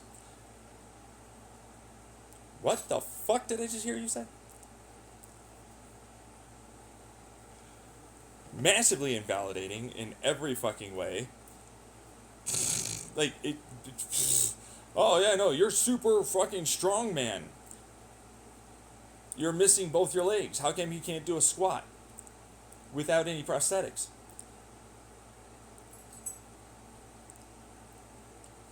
I don't know. That's the disabling nature of what's going on. Can you just, like, accept that? But they never really seem to. But my mom gets SSDI. Like, practically first fucking shot. I hear a whole bunch of others getting SSDI or SSI. More often than not, unfortunately. They're women. There seems to be a skewed, at least here in America, and specifically in Arizona where I live, bias towards that. No, they don't have kids, which still there's a wick. So I want to move off of that. Again, I'm not trying to state that it's always like this, but it's pretty consistent from a lot of places I've been and people I've talked to. I was homeless in Massachusetts, and I got a yearload of other people trying, and others got it that were women, and comparatively a lot less worse off than some of the men that I was having to be around and be homeless with, you know. And for what it's worth, we also have a hard time as men even reaching out to try and get help in that way because of the social stigma that is very apparent. Uh, you know, that's a big part of that problem. So I applied, I think 3 times, and my last time I ended up in the hospital. I'd already gone through multiple migraine because I have chronic migraines. So, like, this is just going to get into a woe is me story, it seems like, for some people that just don't want to hear it. But it's like, well, this is my life. So, why is it a woe is me? I'm not saying anything that you should be sad about. It's more of a contextual understanding and change of a perspective. Hopefully, if you're intelligent enough to grasp what I'm trying to do. Versus, I just don't want to have to care or listen. Which is often a lot of people in society.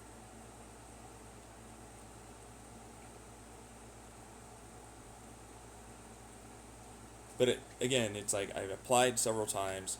I didn't really have all of the ducks in a row where it came down to all these diagnoses, all these times in the hospital, homelessness, many outpatient treatments, therapy, all of that.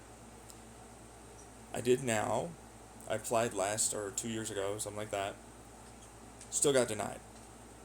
While I was homeless, by the way. Living out of a shelter. Should still somehow get everything, done, and I'm perfectly functional, and I certainly don't have any massive trauma or anything from all the shit I've been through. No way, shape, or form. I'll just get right up back on that horse and be able to somehow make a job work. No. Anyways, cannabis came in along with alcohol. My mom was consistently invalidating, traumatizing, abusive, and so on. And I would just have to put up with it. I eventually started having my mental issues really ramp up. Just like before. It's consistent every fucking time. It was already like that. I had no real way of escaping. There's no real anything that I can do to just leave. And of course, drugs did get involved. And consistently, every single time, cannabis in this instance started getting involved with very high THC levels, no CBD, you know, having trouble with sleep, and, you know, it just starts having a negative downward spiral. Eventually, I had an incident with the public, which is a way of saying, ultimately, I believe something I shouldn't, and it caused me to act erratically around people. It disturbed the peace and all that other shit. Wound me up back in a mental health hospital. And I have 2 court-ordered treatment periods of my life. That's one of them. Even though I fought hard to basically not have that because, again, antipsychotic drugs literally do nothing at all. I have been on injections and pills, atypicals, standard, first, second generations, and all the rest of it. Because I had other hospital stays where I believe they might help. Fucking try it anyways, screw it, let's go. I've done all the rest of it. Fuck it, why not? But you know, they did fucking nothing. And it took about a year to get back to normalcy. Where I could actually have some motivation, emotional regulation, any emotions whatsoever. The ability to even have pleasure in life. The ability to even have an orgasm. Or even become erect. Not eat to the point where I was nearly 300 plus pounds again. Suicidal constantly. They don't work. I've been on all the concoctions, man. Multiples, up to 5 fucking goddamn ones at a time. Medicine doesn't work that way with me. It's not borderline, it's just treatment resistant. And I feel like borderline and treatment resistant are so closely tied together for certain people in the profession that they invalidate the idea of a treatment resistant. And they try and shoehorn it into a borderline, especially when they're invalidating. They obviously think I'm lying and making everything about myself, especially with the situation I've been going through. They don't in any way count the traumatizing nature of the nurses, behavioral health tech, or psychiatrists that's really just already got whatever in their mind about you anyways from the start.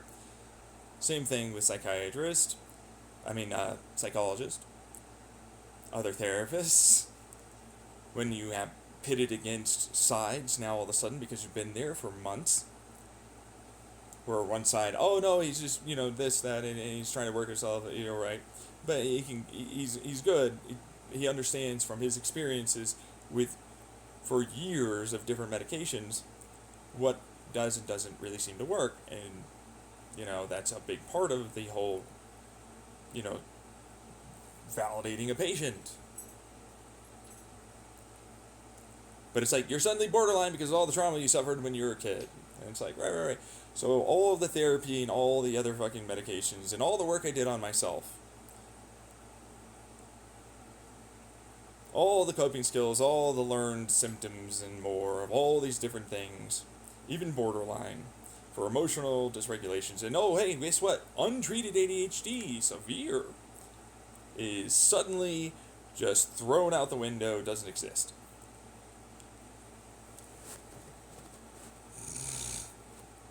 Oh, you're depressed and you have emotional dysregulation and trouble concentrating, and you seem to be suddenly very, very enthusiastic one day, and then you have trouble doing anything the next.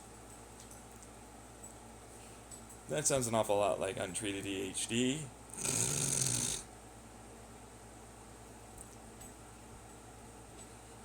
It's like, no, that's a cop out. They're obviously during PTSD, and you have treatment resistant major depressive disorder all of your life, massive major anxiety, untreated more often than not, with a bunch of triggering individuals who showcase off all of the reasons why I have issues with their non-perspective based, non-validating, non-all or nothing, and so on thinking skills that obviously trouble me about where our country and the town or government or people in general in society, and then obvious statements that are invalidating, and you get the picture, triggering me constantly.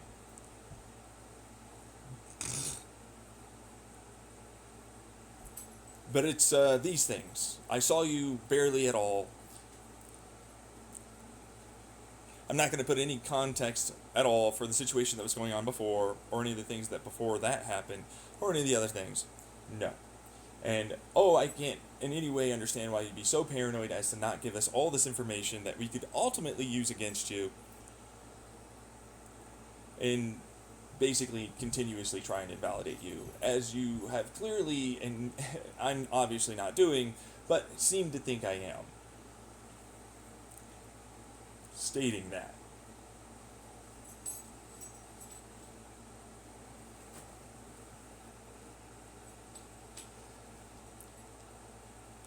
Right? It's like I've been diagnosed borderline, bipolar, schizoaffective, basically every psychosis version of mental disorder there is. I'm like, what if a continuous, never-ending, traumatizing, stress, anxiety, depressing situation is going on in which a person clearly is understanding logically that this is definitely happening, even if you might not have the evidence, but they do, and their ADHD means that they are not going to fucking just constant, especially when it's every fucking damn day and every second, and it really is going to make them look massively paranoid and connecting dots where there are none. In relation to all these other things that they simply in no way are a part of my life and can even see going on the same way right next to me. Let's immediately invalidate that claim. Let's immediately, in every way, shove that off as it's just psychosis. Even if he's making logical, logistical, rational, understandable statements, reasonings, and deductions as to how things could possibly be going on. Clearly intelligent and creative. But now that's a part of the schizo. He thinks he's very intelligent. He doesn't want to be around us. Because we're so amazing, we should always want to be around. If people want to be around us, why wouldn't we be a person like that? Us as society is so amazing. There's nothing about us. Okay, so maybe there's a little, it's not that bad in the perspective of the person, right? That doesn't apparently maybe possibly know about all these reasons why I have issues with it. And maybe even validate those because of their beliefs and perspectives on their situation, and in no way involving mine into that.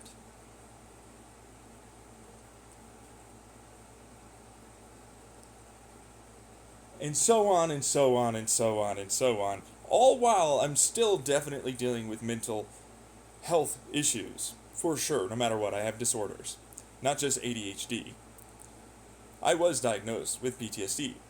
Not like I'm just saying it. I was diagnosed by an actual therapist that saw me for quite a while.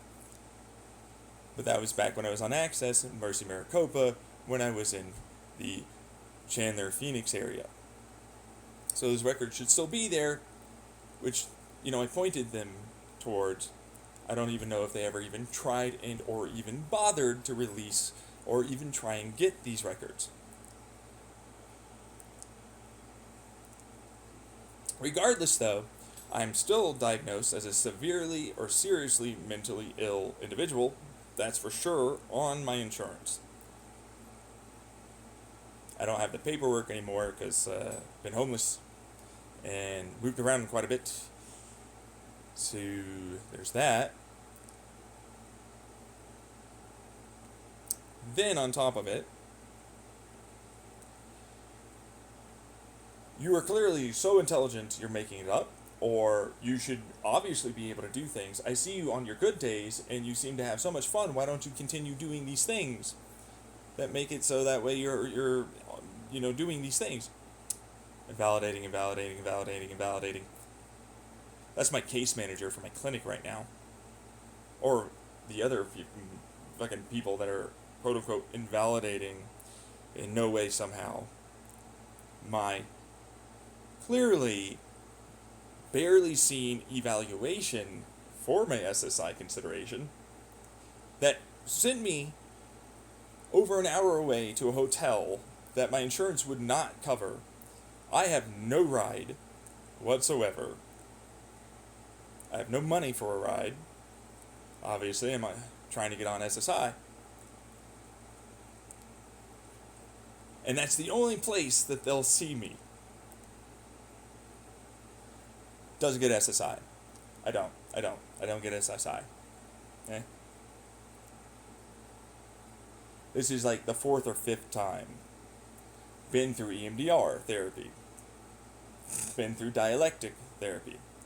Cognitive behavioral health therapy. Basically, all of the therapies I have done, either with one or another therapist, or even in outpatient.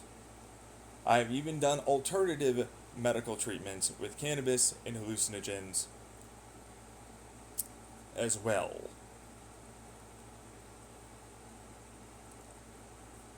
Meanwhile, all of this is still continuously going on, and my never-ending knowledge of how people interact and are in no way to their perspective, somehow,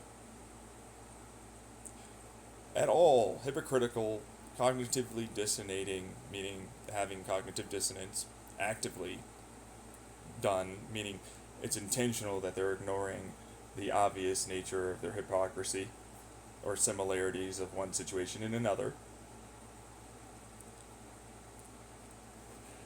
Obviously invalidating, not willing to see any other sides than their own as valid. And more when it comes down to, holy shit, so many things. And then even this, like, why aren't you just, like, trying to do a little bit of work to help yourselves and others that are far less fortunate than you and are apparently so incredibly naive and inexperienced and just dumb, unintelligent little nothing thing creatures that are so stupid and young and not able to be explained in any way, anything ever, and certainly you can't possibly understand right or wrong, or, delayed gratification, or anything ever. Apparently, even though there are so many fucking goddamn studies that show this.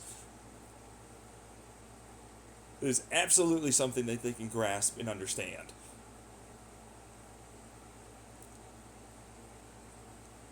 But they'll be willing to make because their prefrontal cortexes are not fully developed, and they'll take a risky decision. What the fuck did I just hear this dumb motherfucker say?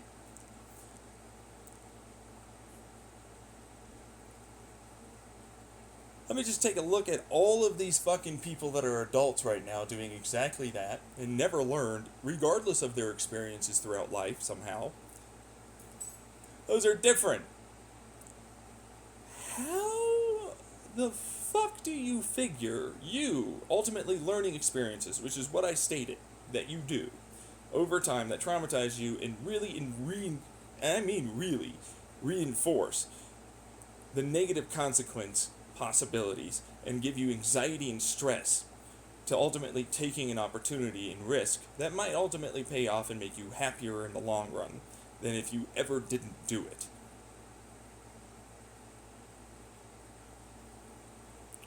As a sign that your prefrontal cortex developed properly. Why weren't you given examples? Why weren't you given ability to practice at home and in school and with friends? Given situations, learned how to properly communicate and, you know, have and reinforce boundaries and, you know, express your feelings and, you know, all the rest of the shit that you really should have well before you're 18. The hell? And having those thoughts, feelings, emotions validated, which you are doing the exact opposite, hard to any child out there. You cannot in any way. Just know you're dumb and stupid and invalid in all things, and you can't even possibly consider in any of the on and on and on and on, invalidating, invalidating, invalidating. No wonder why they're willing to fucking just do it anyways. You can't do that. Doing that currently. Oh, it's totally gonna stop anyone from fucking trying to get their needs met. In terms of intimacy, in terms of a situation, in terms of sex, in terms of any of that. Regardless of the ages that we might believe are going on here, regardless of how much younger that you think I'm actually referencing, regardless of how much older, you already attributed a certain age, when I never stated an age, for these individuals. Look at this 60-year-old looking at you as a 30-year-old. Look at this 70-year-old looking at that 50-year-old. Look at that 90-year-old looking at that 70-year-old. Look at this fucking 30-year-old looking at that 12, 13, 15, 20-year-old. You're all the same. You don't know jack shit. None of this is going on the way you think. Blah, blah, blah, blah, blah. I have more, I'm better, and all the rest.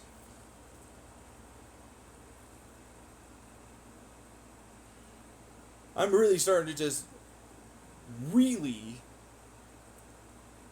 come to an understanding and grasp a lot more than I was willing to ever admit back when I was in my 20s when a lot of this was going on. Because I was getting overwhelmed with the thought that this is really what the truth is. And it terrified me, and I didn't want to believe it at all. And I wanted to be toxically positive, practically, and hopeful, delusionally hopeful, about society not being like my family or like that in general. I got a rude awakening going through the mental health care field, going through being homeless, having a job, briefly, that was not like in any way good for me to do, that sent me back to homelessness, along with my unable to get out from underneath my abusive family's thumb still, because I had no income. Not really, but then I did, and it's like, well, now I'm having to balance my income with what it is I have for the ability to get certain necessities done in terms of clothes being washed, or toiletries, or various things like that with the step-down program. That is, I'm paying program fees, I'm not paying any rent. And it certainly didn't matter to my family that I had somehow become independent away from them and was getting my shit done as best I really reasonably could, even if it wasn't necessarily good for me mentally, and even they could see that, and even the fucking program could see that.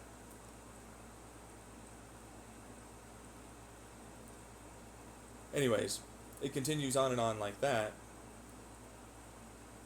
And despite what it might seem like,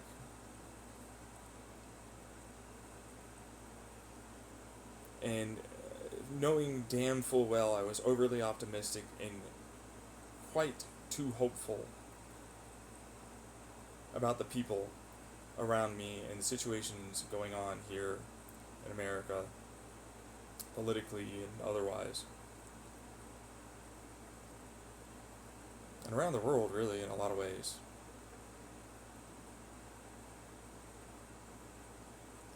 It just was impossible, literally, quite literally, impossible to keep up the facade, keep up the mask, the filter, the bullshitting of myself, the lies I would tell myself, the hope that I would try and give myself, rationalizing and justifying things that made no sense at all to do that so whatsoever. Clear, obvious, seemingly should be, but if you're clearly showcased only one type of perspective and way of thinking in a capitalistic, social, doesn't matter, mindset and, environment, situation, well, you're going to be pretty naive, pretty easy to latch on to the clear, never-ending trauma bond that continues, to see this abuse as, because everyone's doing it, is acceptable somehow, or this lack of informing others, helping enable the abuse, the gaslighting, the discrediting because XYZ belief or view or thought or disorder, gatekeeping as well. Suddenly you can't be a participant. And it just fucking wrecked my ass hard. The last close to a decade went and saw me from a hopeful, maybe I can get my shit done and maybe I could, heal to such a degree that I would suddenly be able to, after maybe a couple of years or something, start working, be a similar person to other supposedly normal people, and the society that they are obviously continuing and are a part of. And it's like I still desperately cling to this weird idea and hope. It's so weird. It's obvious. It's like, but they're all really kind of just mean, bad, kind of abusive, encouraging. Like these terrible thoughts and ways of acting and more. You can see it on either side, like, oh, these people are over there, discredit, and they have this thought, and you're this terrible, whatever the fuck. And then it's the same thing, and that's politically. That's like a Hassan Nabi, Philip DeFranco versus like a fucking whomever the hell on the right side. You know what I mean? It's like practically the same goddamn fucking phrasing. Just insert a different ad-lib word for that person as a, label. And now all of a sudden you're cool because you came up with something new. Oh, yeah, they're terrible. And you can even have like a conversation like this with them, because the moment that they would go to the crowd as the person that they are, like I have to in every way say that these are bad, terrible people and we can never defend and it's all or nothing. We could never allow for this to ever be anything different in this perspective, even if I might necessarily can see some of the legitimacy and validity of what it is you're saying. I'd have to do my own work. I'd have to find other opposing viewpoints and studies, and also understand how to read various studies to understand the accuracy, the validity, the one-sidedness, the survivorship biases, the mathematical crunching number styles for averaging and not allowing for longitudinal and accuracy for other styles and types, and the therapist's general ways of helping them come to a thought and perspective that is positive, hopefully, for them, or more gaslighting, but then ultimately, would be supposed as a positive somehow. Like there's a lot that goes into that that's not really ever discussed for a lot of these studies for children having a sexual rape and or otherwise encounter with an adult or even other children, which is a lot less talked about, that other children can be just as rapey and traumatizing, and they do know what they're doing, but they're given a pass. But they won't be given a pass if they kill them, apparently, or if they injure them really bad, like the kid with a gun that shot his teacher. You know what I mean? It's like, this is kind of odd. Ooh. Where the hell? What? That's such a weird line. Violence, okay, but not really, actually. From societal viewpoint, you can see and participate, but, like, no. But then, like, you kind of maybe get away with it, depending. But sex, it's, like, always not okay, but then you can absolutely get away with it. You know what I mean? It's such an opposites there kind of thing. Then on top of it, it's like we acknowledge that we don't really do a lot of helping a child, but then it's like, oh, whoa, whoa, whoa, whoa, whoa, whoa, whoa, whoa, whoa, whoa, whoa, whoa. That's grooming.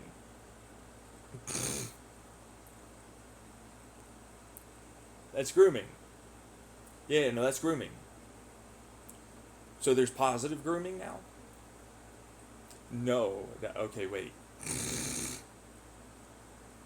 No, because you can't help them. Pearl clutchers say there's no way to do that safely because it's always manipulative and it'll only have one viewpoint and perspective, and there's many other viewpoints and So how it is you're helping them to view this and blah blah blah blah blah, opportunity, situational bias, blah blah blah blah blah blah blah, for many other things, religion, not religion, morals, ethics, philosophies, blah blah blah. And ultimately what's getting perceived as okay, and then they're told it was okay, and nothing was ultimately felt and seen as bad, although they definitely felt bad or whatever, but they were helped to make sure that didn't happen, to it was terrible and traumatizing and bad, to, oh my god, you're totally right, that you were really hurt, to, oh, no, you didn't know, that's not that bad, like, come on, invalidating gaslighting, and, like, all the rest of that entails the smorgasbord of complexity for every given situation, but a blanket abstinence-like statement, all is always bad. And they could never know, and it's impossible, and all the rest of that has now been the mainstay of the vast majority of people online and in real life. Until you get to, well, I'll talk to you a little bit more candidly behind the scenes. And what are your real thoughts there? What are your real, okay, so where, and then what about this type of situation? What if they really were like that? And then all of a sudden you'll suddenly realize, oh, I'm scared now. You're trying to convince me that it'd be okay. No. I'm trying to help you see that it's not the pretend mask that you put out. You obviously understand things are not black and white. You are lying, and that apparently doesn't register because of your cognitive dissonance.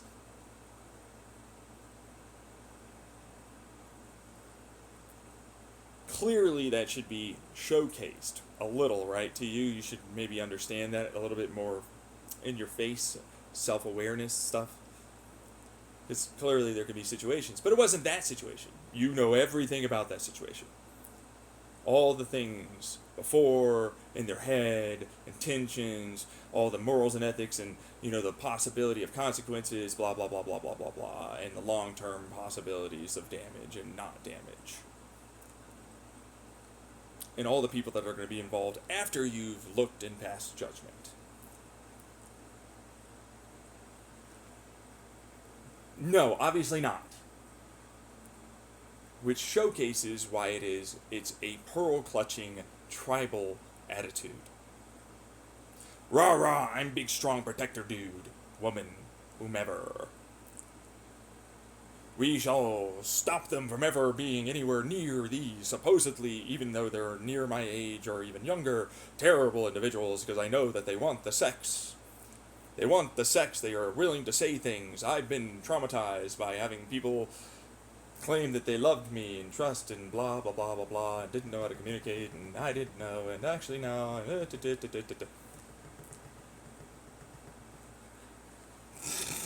And oh, the power dynamics are every time bad, and there's no way that that kink in any way can be seen or even thought of by this young individual.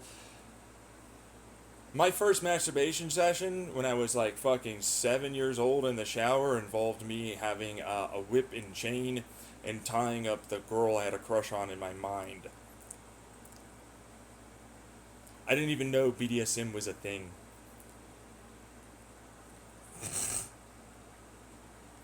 How many other women out there? How many other men similar? Oh my god, just invalidate that entire fucking goddamn thing.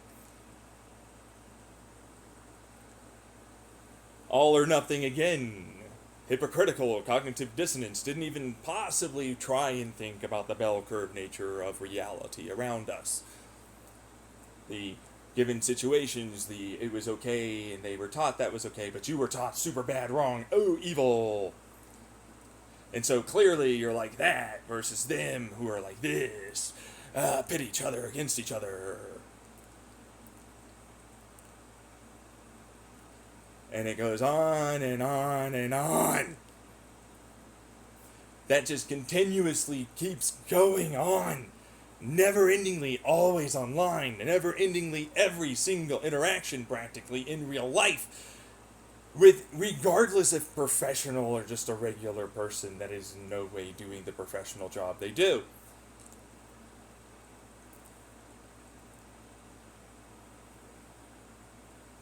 We're talking about this person here. No, we're talking about all of you. There are obviously people like me. We're few and far between. And not every one of us in that bell curve is going to be compatible to be in a relationship or even able to be, someone that can talk consistently with each other. Wow, that fucking Tinder profile is so terrible, right, guys? Yeah, she's looking, he's looking, they're looking for this, whatever. Oh, yeah, it's so bad.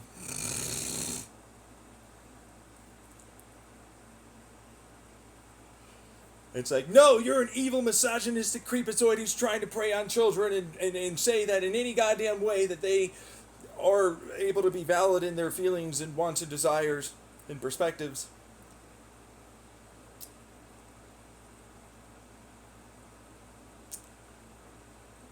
You're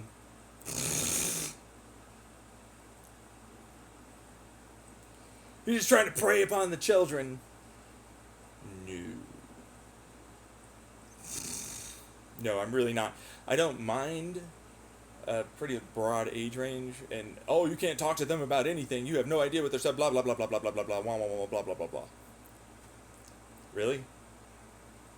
You can't get involved or interested in any of the things that they might like.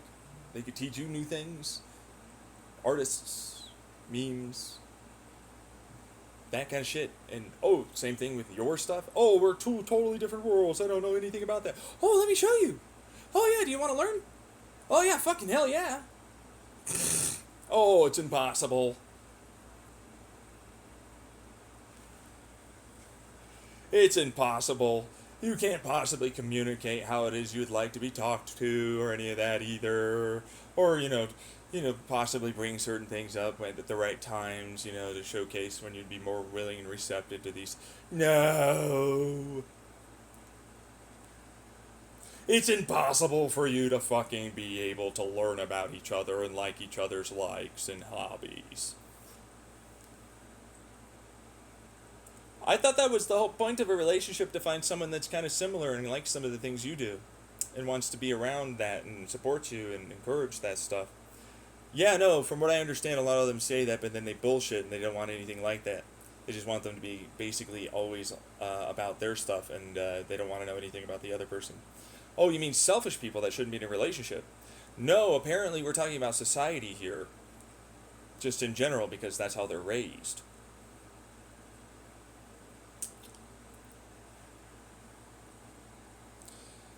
No.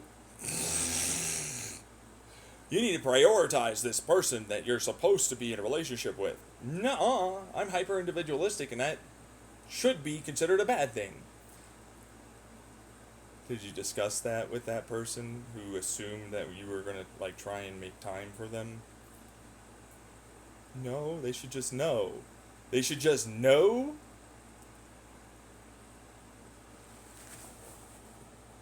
How well did that work for like various people in your life? Never. So you understand you're insane.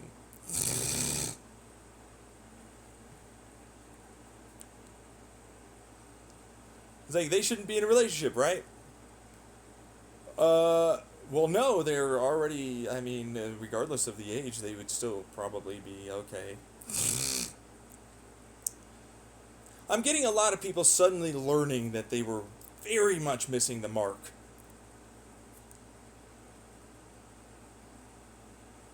And have a lot of wildly varying bullshitty justifications and fucking perceptions about how it just simply isn't possible or wrong or bad and would only ever be harmful and so on. And it's like that one article, and I'm hoping that there are other precedents and situations where they can understand in terms of New Zealand, because this is what we were talking about, that showcases that they can understand people, even if they are young, can know and be valid in what it is they understand, perceive, and are ultimately capable of making decisions as a result therein that they now have for knowledge and understanding of, for whatever it may be. Is sex? Sure, but it goes into way, way more than just sex. And so it's like that's one of the reasons why, for me, I don't really want to live in America very much.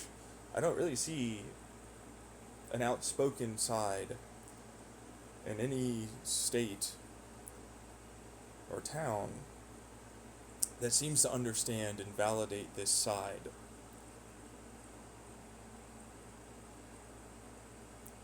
Then on top of it, it really just fucking seems day after day I get hit constantly with never ending amounts of confirmation of this exact thing going on, and being so overwhelmingly, outspokenly the majority of individuals in this country, even influencers and other intelligent people, politicians, lawmakers, lawyers, corporations. Oh man, it just goes on and on and on, and you can never get away from it, because that's all that is. That's all they do here. The PR, master class individuals, trying to think this way, maybe do that. I'm going to make a video like this. They'll think like that. All these views. All these perspectives that are the exact same confirmation survivorship bias of mine. I'm such a smarty smart. Regardless of which side, because there are, on both sides, those things happening. And some of them can be relatively, if you think this is the case, I'll have to challenge it, seemingly benign or not that big of a deal. I have to challenge that because you never know over time what that really will amount to sometimes. It might be for the good of all, or have great intentions, or, trying to, let's after this enemy, bad people. You know? And it seemingly is innocuous. You don't even know that that's an abusive statement to make. The shaming, public shaming and blaming of men and or women in messages, private messages, or texts, or these leaks, or you have no clue about the context and the words spoken outside of it. The seemingly never-ending barrage of negativity in the news, where we, oh my god, there's one small good one, oh yeah, give me, oh yeah, it's the best thing, oh, the trauma bonding starting to happen. The, oh, look at the science, all the other stuff really terrible, but oh yeah, no, look at the, hey, woohoo. Yeah, it's only going to make it so much more easy for them to continue manipulating and abuse you. Still the same needing to give in and pay and gatekeep, and oh wow, people are getting absolutely enabled to be able to sexually assault and abuse others or their positions of power, even in the science community. Not talked about often enough, really. Then the massive misogynistic, seemingly, very often, side of that community.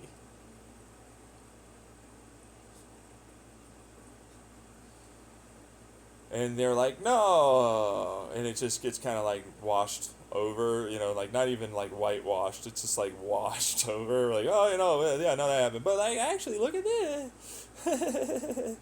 Ugh. And it's like, oh, it's all you could do to stay sane. It's like, we're not. We're going to wake up. We're going to do the same fucking thing. We're going to pretend something's going to get better, and it's not. And you believe you have to take on this responsibility to help all these motherfuckers like I did in the past, and all the people I was talking to, that if they're going to steal my shit anyways, maybe I can try and manipulate them and try and see a different thing, talk to them just in general and maybe have a different perspective, and, that kind of shit. I took on something I should never have taken on. It's clearly still happening. Never went away. And I just basically showcased absolutely that I have no way of escaping the very pain and suffering I'm going through. That is not my fault. I am a good, well-adjusted person for what it's worth, as best I can be. And a terribly negligent, abusive, just bad society in government, in community after community, full of people who are ripe to just be set on each other for any damn reason and never really try and forgive or try and go after some of the main bigger issues or even validate how obviously unfair but also disempowering it is for certain people with massively better opportunities and money and situations that are there taking advantage of a lot of this. And you think it's like way, way, way more money. I'm a person that has no income. To me, that could be a person that fucking regularly gets SSI. And they'll still take advantage of that shit. It's everywhere. And I just don't want to lie.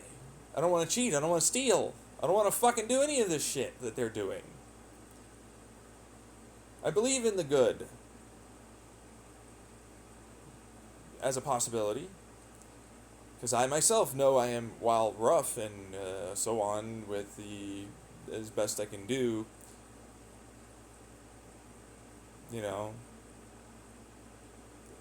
and have been through.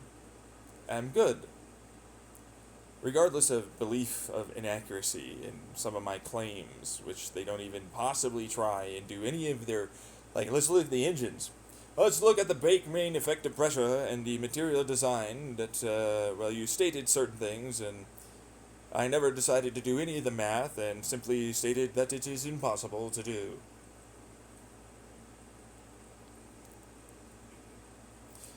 Let's say that it's completely inaccurate that this, programming would be so fucking much faster, which I don't even know how it is exactly that it works.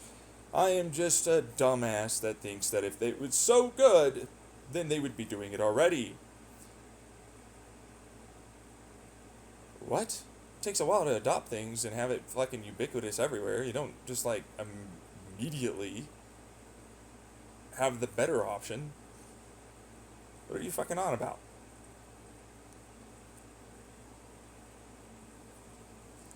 It's like, then I could talk to someone who actually knows a thing or two and really give them specifics, which is going to take a longer amount of time to describe and talk to them about. I don't want to do that. I don't want to listen. My time's more valuable than yours.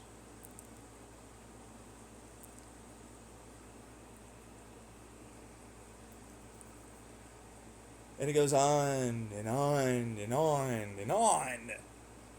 You have to prove yourself to me. I'm the gatekeeper, the judge and jury and executioner. I have already decided you should not be even considered whatsoever. I don't do judgments of others. I'm a very normal person that doesn't ever not consider all the sides that you claim I do not do. I am not hypocritical or have any cognitive dissonance. I am certainly not perfect, but definitely better than you think.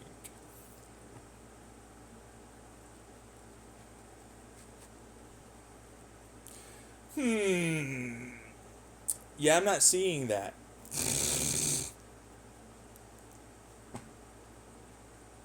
I'm laughing my ass off just like you. But except I'm also not, because I'm actually very serious, and it's like, no, that's exactly what I'm up against. An impossible situation for a version of a person like me who has the personality traits and the mental disorders and the opportunities that he has. You could give less of a shit about that, and you won't ever change your mind. The only amount of shit you give is to effectively make sure that you have the right things stated, so that way you don't have to change or do anything different than you already currently do and think and believe and perceive it to be. And get a whole bunch of people to believe your side. Because to you, it's all win or lose.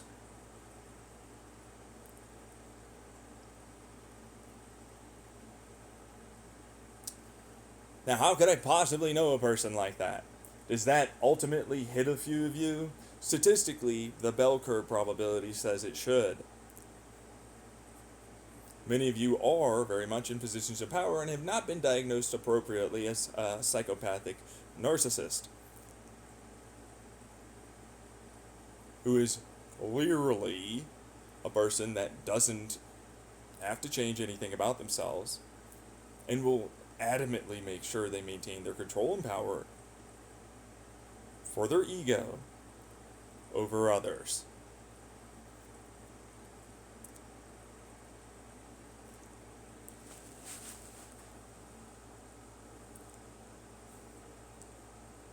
That's a thing.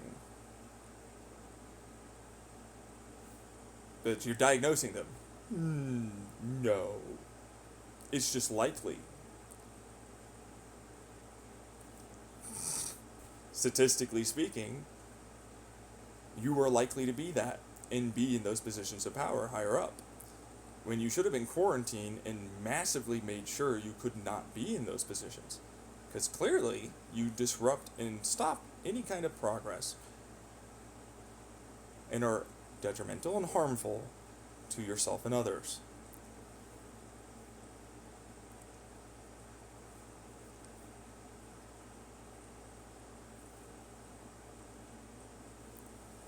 That is ahead of the curve shade Yes. That is very much some tea at that point. You get it?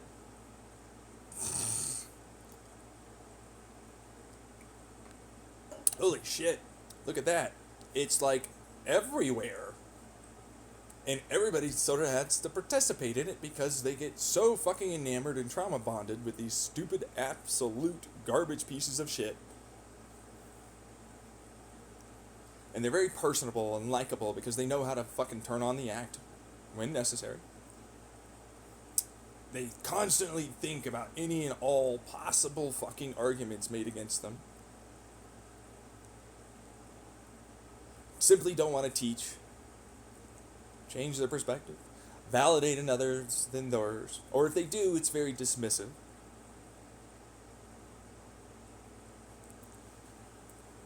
And have a clear objective that you can already tell from their opening or typically near closing statement that they're trying to get across. That will very much, because they hit emotional sectors of your brain with the language they use. And same thing with the more apparently logic and objective based, which don't have any emotions about logic and objectiveness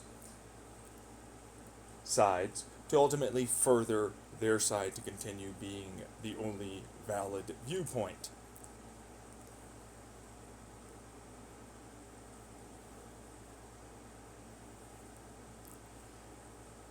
If you know a person like this, removing them and their toxicity from your life will be the best move you could ever make to be happier. Good luck. They're everywhere.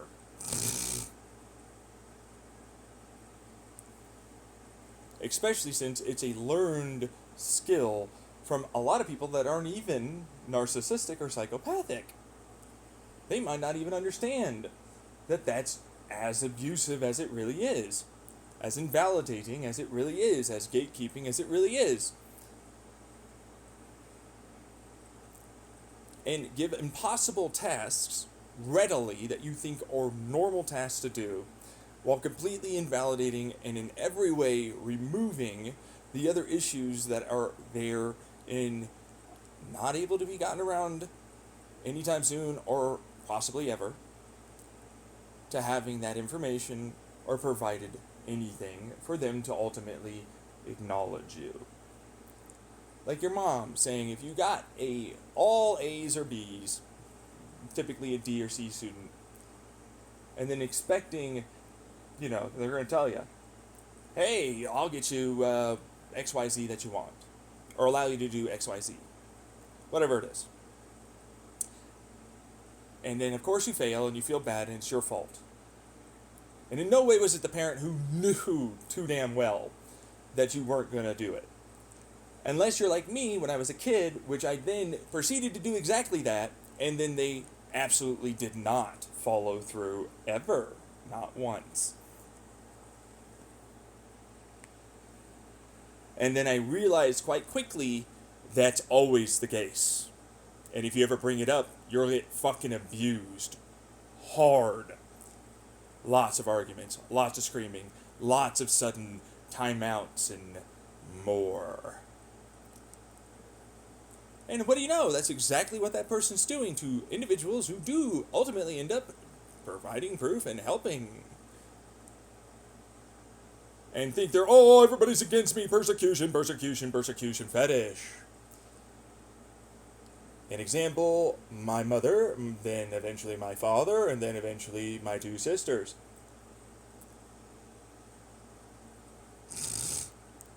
And others online that apparently may have stalked me, although I don't really think that that's really the total truth or case.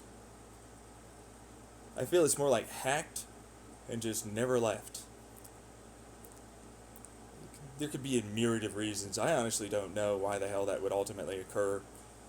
There's so many ways that someone could just ultimately do something like this, and it could just grow because, I'm in the community, a connection, behind closed doors occurred, whatever, I don't really give a fuck. Point is, they've never left. And you could just do a basic bitch investigation. Why don't you put out any of these things? And I'm like, because it would be meaningless. They don't have all the knowledge of all the things when I'm not recording. I have to record constantly now, all the time? That's an impossible task. I don't have that at all enough fucking goddamn storage. Oh, by the way, all of a sudden, because I'm recording and they know, boo, crazy, there's no way they could ever know if they're hacking me. They start going silent. No, that's just a thing in your brain. It's activating different neurons in your areas of your brain, which ultimately means that they're, no longer going to be voices that you hear or whatever else. Wait, I'm the one that's thinking that and saying that right now out loud. Yes, you are, and I'm mimicking you pretty hard. It's still a viable solution and answer, is it not? Why is it that they simply stop talking is not a viable solution? That's just as valid as yours.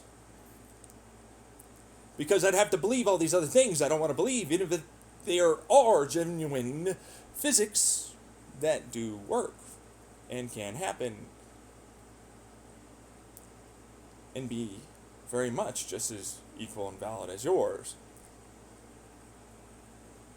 in terms of our biological makeup.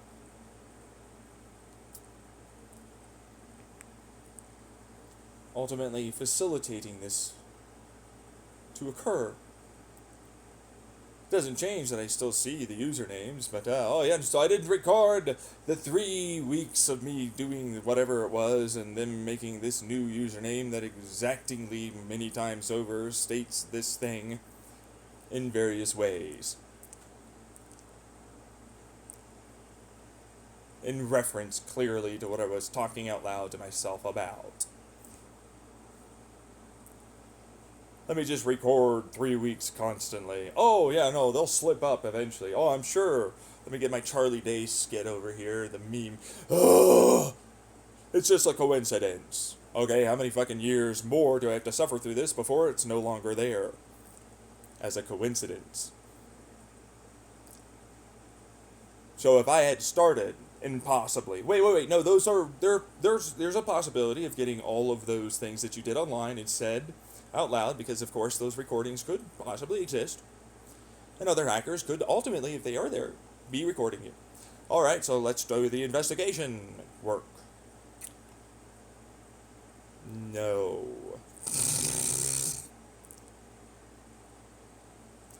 I see that certain individuals would rather in every way it be only this and certainly never do any of that work. Which, by the way, that work would still ultimately showcase and show off to the general public, hopefully, just how easy it is to spy on your asses and how often it's really being done. Wouldn't you want that information? Oh, no, there's a pretty good incentive to not have that information come out.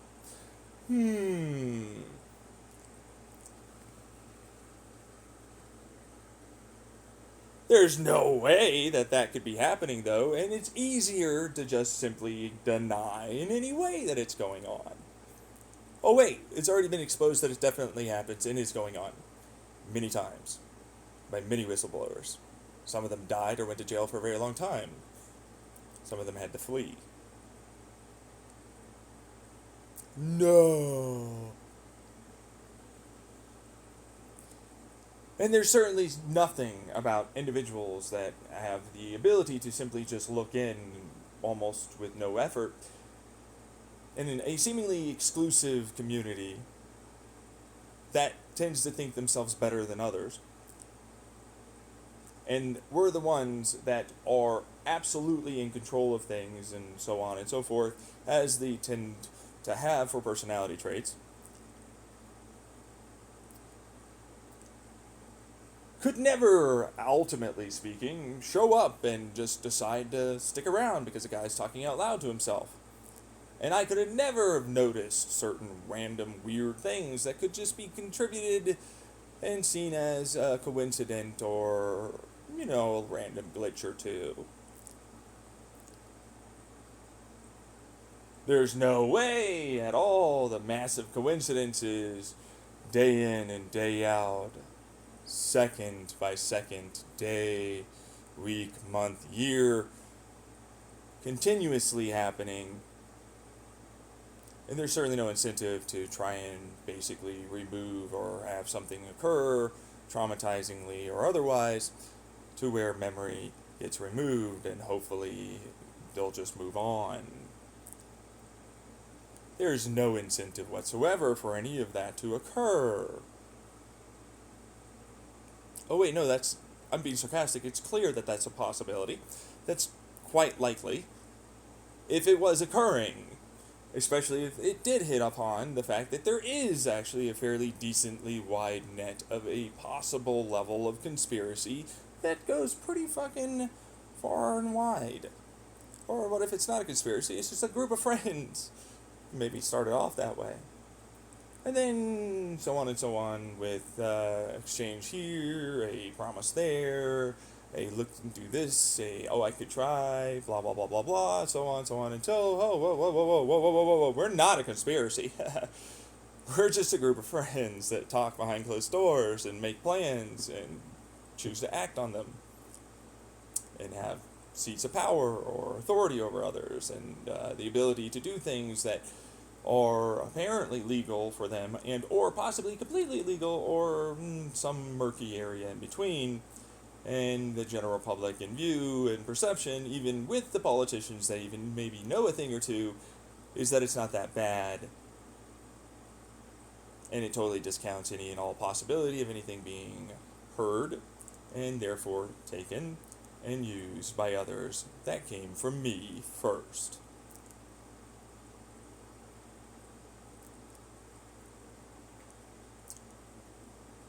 There's no way that you would be basically looking wide-eyed and surprised and angry and clenching your arm and straightness in terms of fear and anxiety over the prospect of this occurring. You can see that I might be mimicking certain people because, I have autism and I mimic others. Or what if that was just neuronal activations of someone listening in at some point in the future or currently right now or in the past, but they didn't know. Or they themselves think themselves to be that person and act similarly. Nothing states that that can't occur, especially if there's some degree of entanglement going on. But regardless, it doesn't change that it's very possible here that these people are doing that. Now, wait. You're telling me I have to do all of the work to be not seen as crazy by an investigation team that is most likely a part of this going on.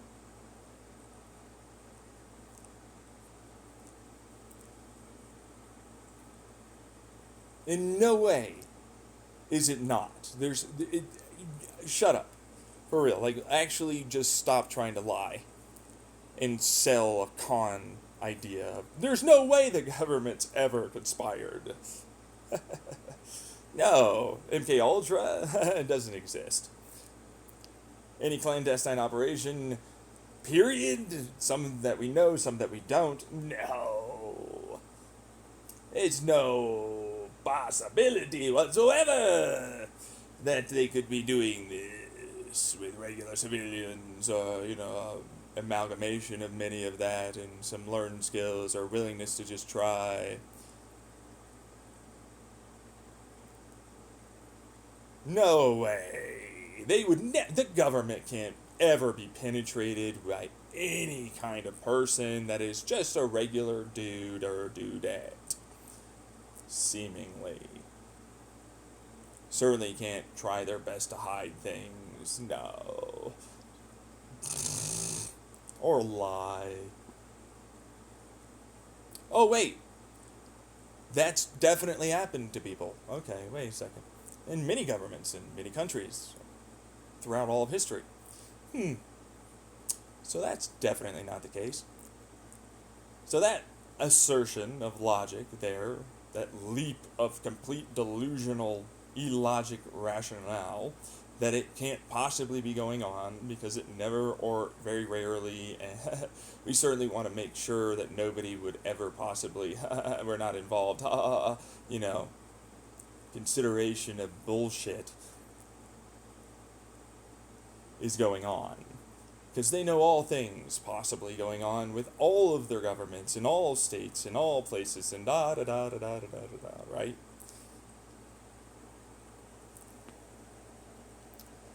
Certainly haven't had a recent near insurrection and coup d'etat from a group of people that they left alone to shoot things in the woods and thought would get better over time, but then continued to stoke them up and showcase they never left. Oh wait, there's no way that exists for anarchists and hackers and coders and government abroad and corporations abroad, or even our own with similar sentimentality, but certainly can't say anything to anyone, even if they were trying to be candid, because it kind of defeats the purpose. And there's no such thing as a gang style of police enforcement in various areas around our country. Oh wait, that definitely came up, that was real, yes, that's it. Oh wait, no, all of this is definitely a thing. There's a lot, no, none of that is in any way not happening. It's definitely happening. They never-endingly keep putting this out. The Chinese are going to make posts on the TikTokos. You need to connect to the Wi-Fi's, apparently, to use the TikTokos. The FBI agencies are so well informed in all the goings on, there's never once been any domestic terrorism whatsoever, once, or abroad terrorism whatsoever. They know all the, okay, so you know, basically everything you state is wrong. Everything you're asserting over there is illogical. Everything you try and claim effectively makes no sense for the given situation that is very likely to be going on. You clearly don't want this to come out. That's a narrative at that point, which would mean you'd be involved. So obviously, hey, what do you know? We gotcha, because you defended that. What do you know? Except it's pretty easy to make that claim. But it's like, no, but were you that intelligent, or that actually just not intelligent? Believing you were intelligent because they wouldn't and they couldn't, and you just coincidences. And I know it's been going on for close to a decade every day, multiple usernames, multiple videos, many studies, lots of TV shows, Netflix shows, people ultimately voted in various laws, economic going-ons. It's deeper and deeper the further you get into that. Wait, you don't have any evidence to that, which is what I claimed and stated. That I also don't technically either, outside of the stuff I've recorded, which still showcases some of that is still there. Oh, wait. Sorry. You could still possibly do an investigation and maybe find some of this. Oh, wait. Wants to destroy their entire conspiracy? And power and control and authority over many aspects of the American and overall global public. If it was there. Or, well, is it a conspiracy if they just decide, oh wait, QAnon? Wait, I mean Anonymous? They did together hack certain things and cause certain things to... Wait, there's corporation? Oh my god, yeah. Oh, they tried to install another government? Our own government? Over in another fucking goddamn country? Wait a second. They couldn't possibly be involved in similar communities and work together in various ways and aspects to basically doing exactly that in one way or another?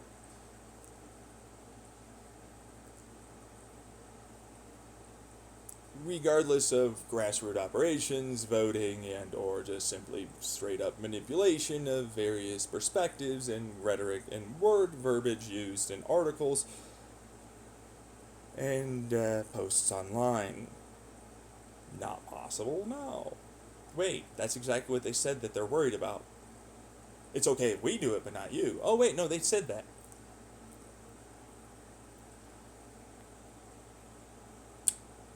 And there's no way they're listening in to me?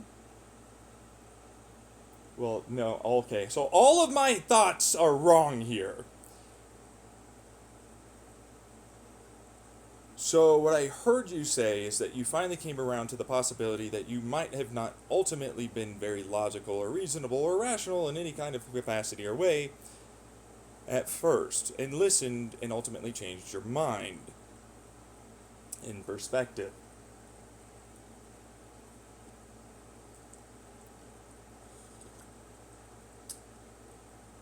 So, what I'm hearing is it is possible for people to change. Oh, wait, you're a part of the people if you talked and said that. Would you not be in that very real time moment? Or are you just going to try and pretend and write later on? You got me. I was listening to this, and I wasn't listening to you on your phone while you were recording. There's no way at all.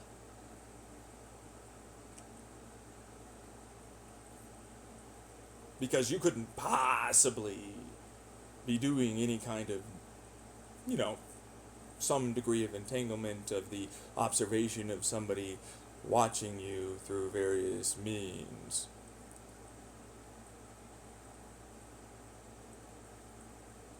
Does certainly change the effect of the observed phenomenon, as far as I'm aware, regardless of whether or not it's the voice or the person exactly.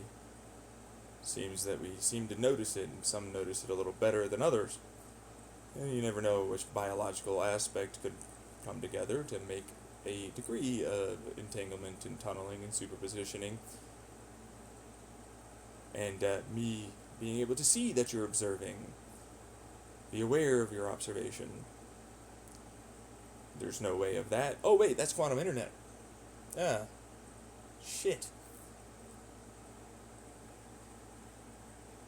No way at all. Our brains could. Wait a second. Are there quite a few different animals that seem to showcase various behaviors and cellular goings on that seem to indicate this is possible? Hmm.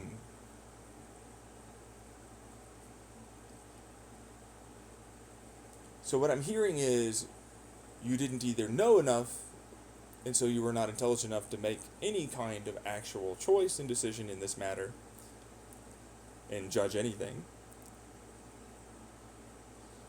Or you did know about these things and simply didn't want others to know about that, so that way your side and viewpoint and perspective would be the only one considered as rational and logical and reasonable.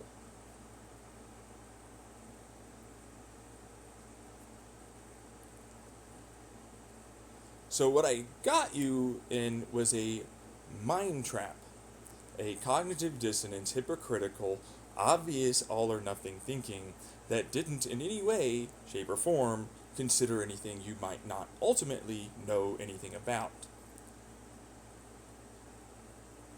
The cunning or Duger, whatever it was, you think you're very intelligent, actually you're very not. Kind of the reverse. You've learned a lot about this, but actually you were stupid because you knew nothing about any of these other things. But you knew that you were not knowledgeable, but then you made a passing judgment and call on something without ever considering any of those other things you might not know or be able to know about yet.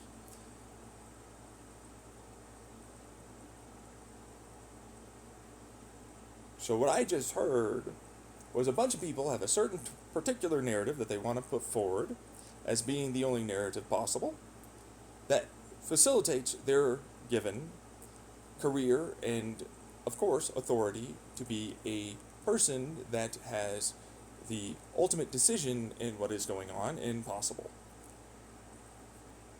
Who possibly knew about all these other things, but that's a cop out because that gives them an out, and then they'll continue to try and deny after that once they're allowed back in.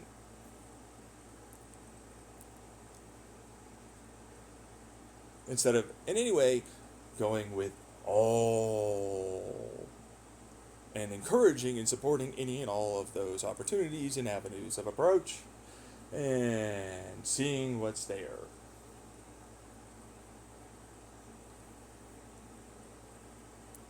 Or you were the exact trigger that I have for the vast majority of people that exist. Uninformed, overly confident, idiotic, moronic people who have way too much time on their hand to believe something that is simply not the case and find it to be logical and rational to do so, but are actually not.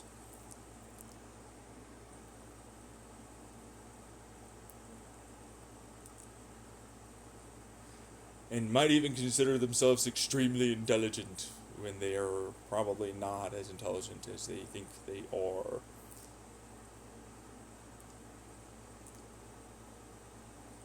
Well, that's a very real, true possibility. Oh, it is it. Is it? Okay, well, alright.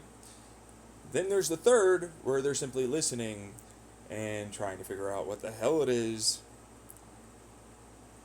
they can do through their massive anxiety and fear of a situation that is very all too likely to be going on for an individual that seems to be actually very, very, very intelligent. Even if, oh, he said the word axle when he meant radial. Well, it looks like a long tube, so it's like an axle. Oh, he threw away this one line in comment in one of his ways of programming or creating an electron flow circuit utilizing the chip to the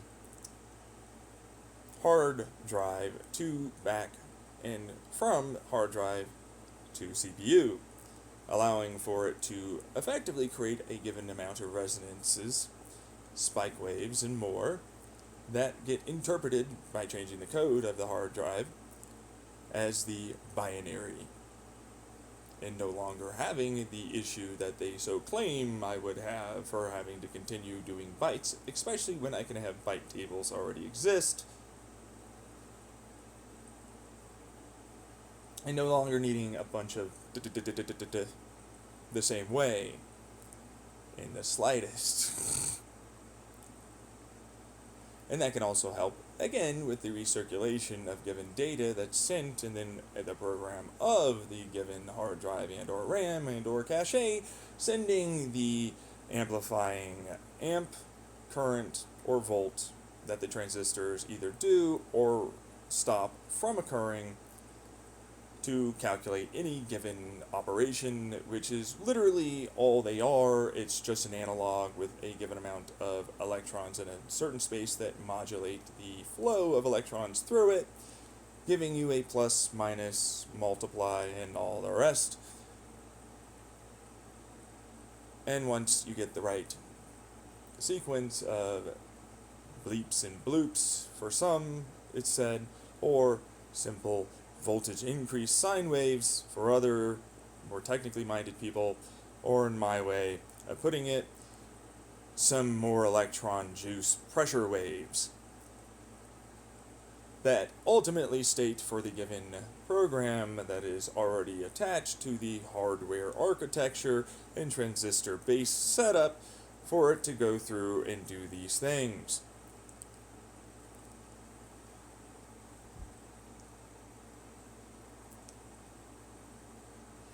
Wow, it's almost like I do understand transistors and CPUs, unlike previously claimed.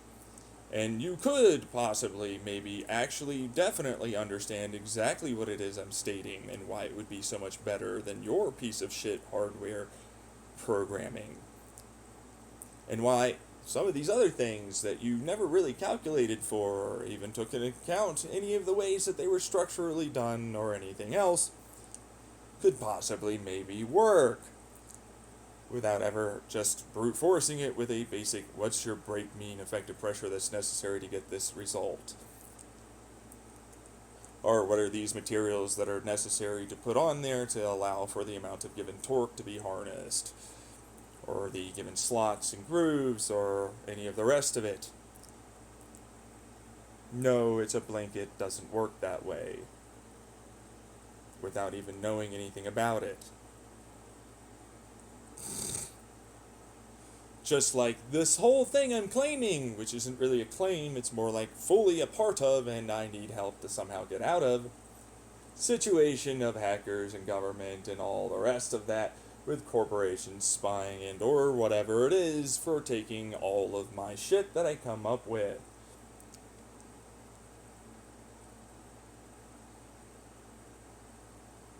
And you are only average intelligence. That's easy. You're putting puzzle pieces in a way.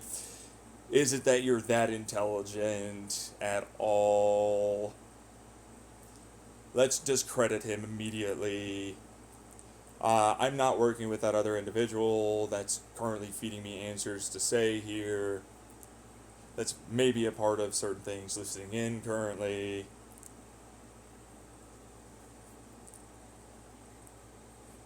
That definitely states in every way that I have this person I pay for, blah, blah, blah, blah, blah, blah, blah, somehow watching, is able to analyze any and all things that I'm stating and thus say somehow with a straight face without getting to ever really know me or any of the other things for measuring intelligence really requires is average intelligence.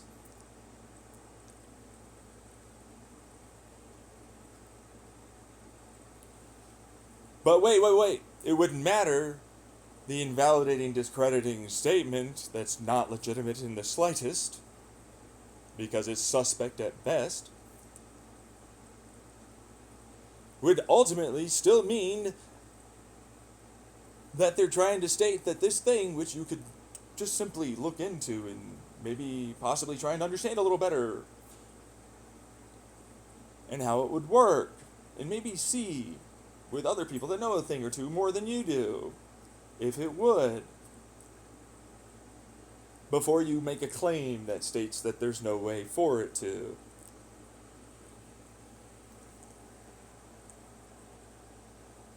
Wait, no, you wouldn't want that. Certainly no investigations. Do not look into it. Man, there's so many studies coming out left, right, and center. Holy shit, I've even saved a few that literally showcase that this thing that I talk about can absolutely be done now. Shock face. It's not even that hard to basic bitch Google search this shit.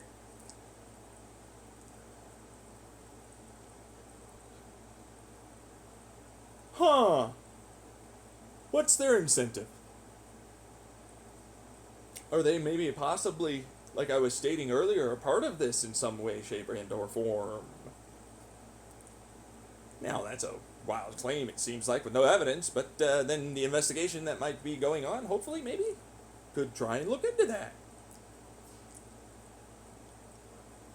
Maybe we could try and see if that was the case, or they were just simply really idiotic and stupid, and trying to be manipulative and a massive piece of shit person.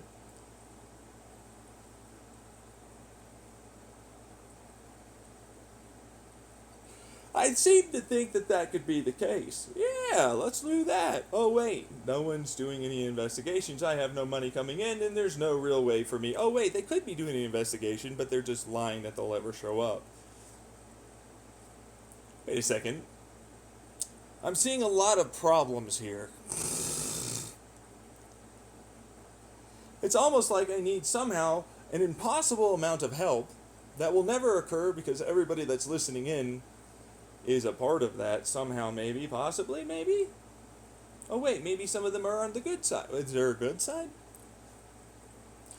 Or I have to somehow magically fucking trust that these fuckers would not try and go after me, or somehow not a part of this in any way, and I somehow have the money and the time and the effort and the energy while I'm barely able to survive doing practically what I'm already just doing for my basic adulting and living situation and existing to try and get SSI and go through my day-to-day. So let's just... Wait, what? Oh, yeah, no, that's not possible, so that's literally an impossibility. Oh, and it takes money to do that. Yeah, I got none of that.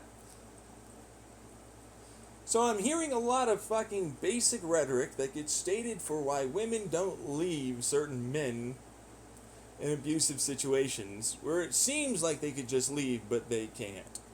oh, I can just go do nothing with the money I obviously don't have outside, and with my depression, anxiety, and PTSD and all the other triggers,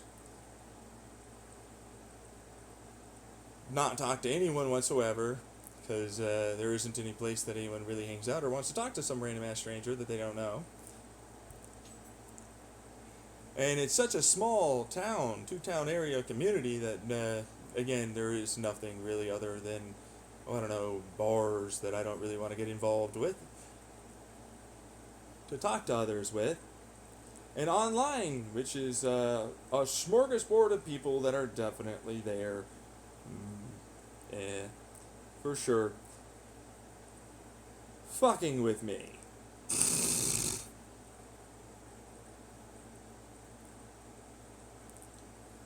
So that's impossible. There's no real way to fucking reach out there, is there? So I heard a lot of bullshit from one side that thinks they know a thing or two, but apparently they're just very unintelligent and stupid. And invalidating in many ways. And another, same thing. And others, I'm not going to do anything, I don't know anything that's going on, I really don't want to get involved. Helping the abuse continue. Enablers, gaslighters, gatekeepers, and all the like, going after simply a person looking for some help and has no ability to turn to anyone to do it.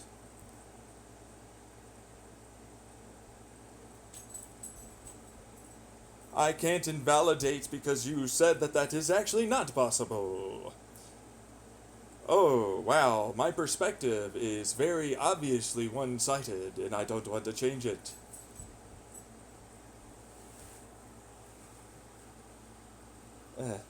It seems as though that's the only way that we really ever do anything. Can you guys see our persecution fetish?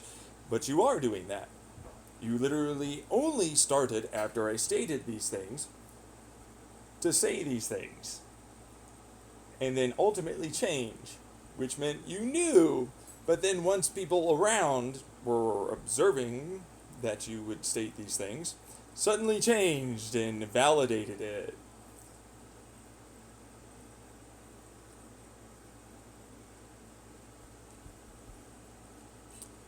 It's almost like that's their whole fucking goddamn way of going about their life with the limited and or very great power they have. Huh. So, clearly I need help somehow, and there's no way for me except for within any of these contexts, people there helping me somehow.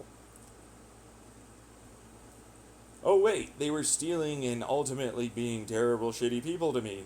They're not likely in any way to do this.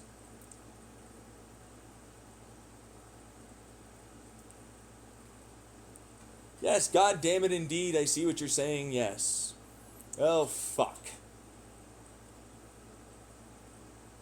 Wow, it's almost like I am definitely not able to just leave as so clearly stated.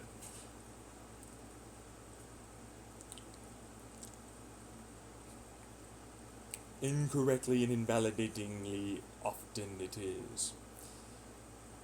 What would we go after you for? I'm a massive conspiracy. I will go after you for literally anything and try and discredit you as usual in any court case. We'll always try, in any tribe, we'll always do, as always. Try and get a whole bunch of people to do one thing or another. It could be literally about anything illegal or known to be legal or not known or whatever it could be.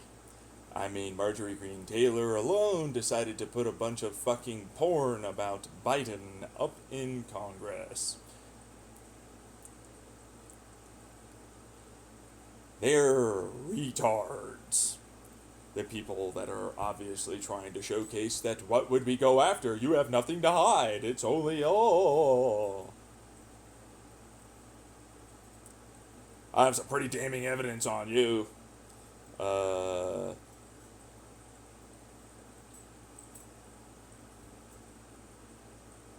so you are listening, and you were investigating, so you really could have helped me.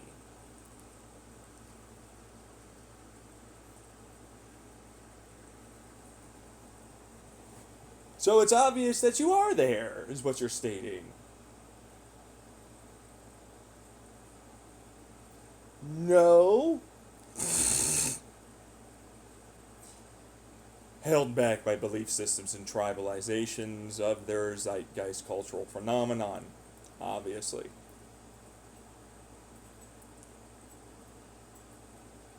Fully well aware of their intent. Unashamedly. And they know they can get a whole bunch of people in the public to do that.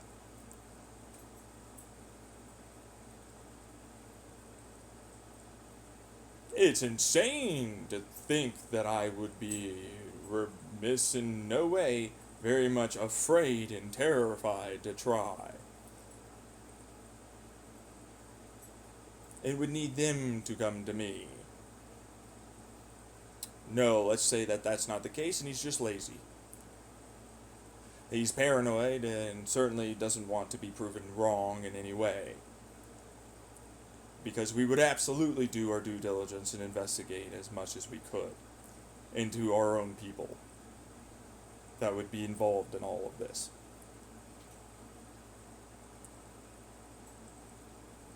That sounds idiotic, that statement. It sounds an awful lot like you would do the exact opposite of that. In fact, we see that consistently throughout all of our history as Americans.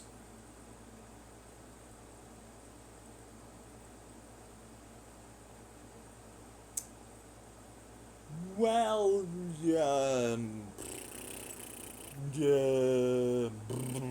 over there, can't come up with another little conditioning con man trick. You know, hey, look at it this way. This is this perspective. He's trying to do this now. We'd have never done that. Don't look at that. Oh, no, they do that. Yeah, no. Yeah, no, they're definitely trying to do the exact. Look at the gears and wheels spinning on that motherfucker's face and brain. So they just fucking do the happy little smile of the hands, you know, put in front of them, fingers crossed, all that shit. Standing still, trying to think really hard. I'm not trying to do that. No.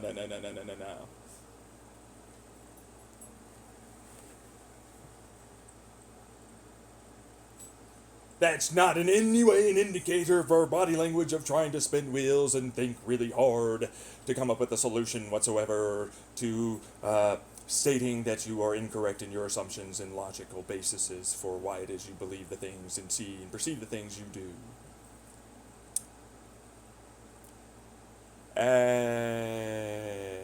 Why would you come over here to try and defend them while they still continue doing that as a delaying tactic?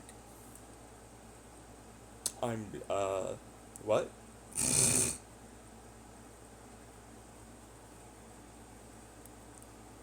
No, I would not,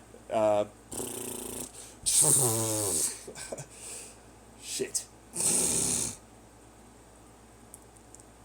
I'm already aware, quite well aware, of how it is they continuously act. These consistent profiles of these bullshitters, con artists that get really good to become a legitimate person, to do it professionally.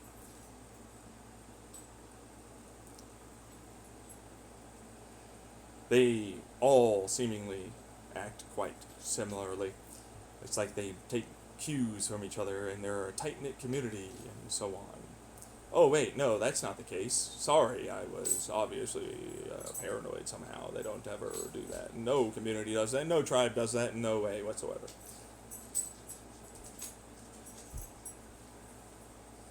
Okay, so maybe a little, but not us. We're special? Okay, wait. How do I phrase this to be better for the public to hear?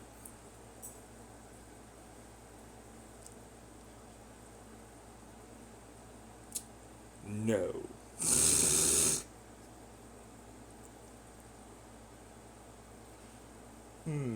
So, most of the arguments here, which are in every way not logical, but seemingly logical, but obscure and absolutely remove any possibility or any other things that would be easy enough to investigate thoroughly,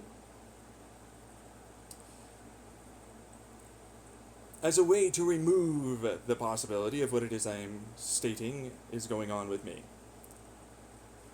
as a way to discredit clearly. So it showcases that they're willing in every way, knowledgeable in all ways, that is something that they should do and have there as a definite case and information to be added into the judgment and therefore perspective and decision making about this situation moving forward.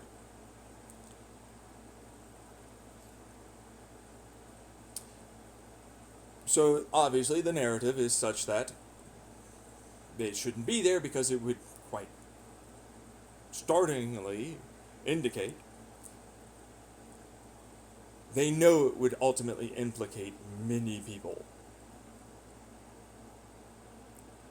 Showcase that it is indeed happening.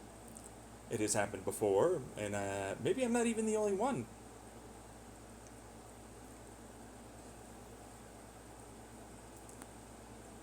And ruin every bit of their possible defense they may have.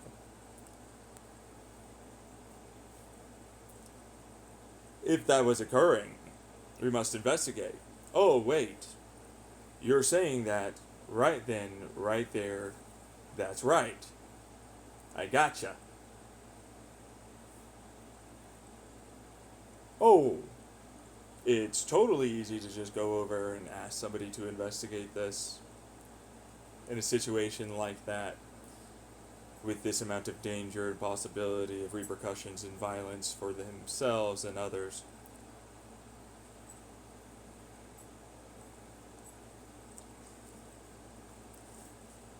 No, it's not. That's the exact opposite of what that would be. And we just got done stating that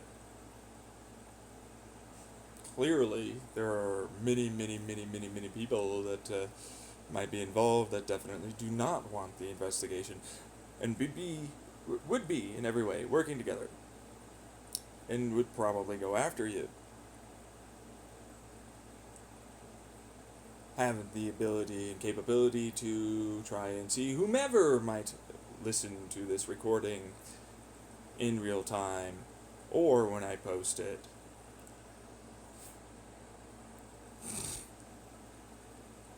So you're totally gonna just not lie and say you're going to investigate because it's easy to say that. Or you might be dumb enough to try without the right necessary precautions taken.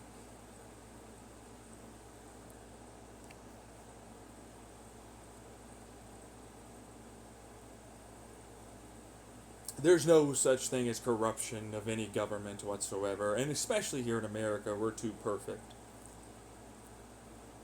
In any and all goings on, regardless of government or corporation.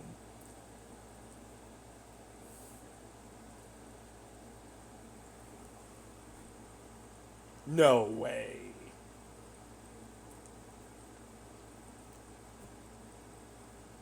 It has to be at the right time, so that way the people that are in power and are incentivized to continue keeping power will effectively be able to go after other people, and that'll be like a nice little amount of people that you could get justice for, but it's not everyone, and we want to remain in power. What about that?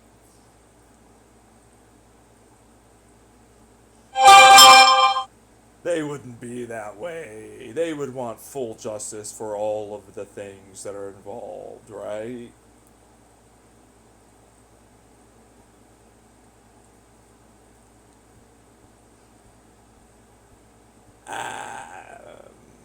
No, I do. Well, I'm severely biased and don't want to take any punishments whatsoever.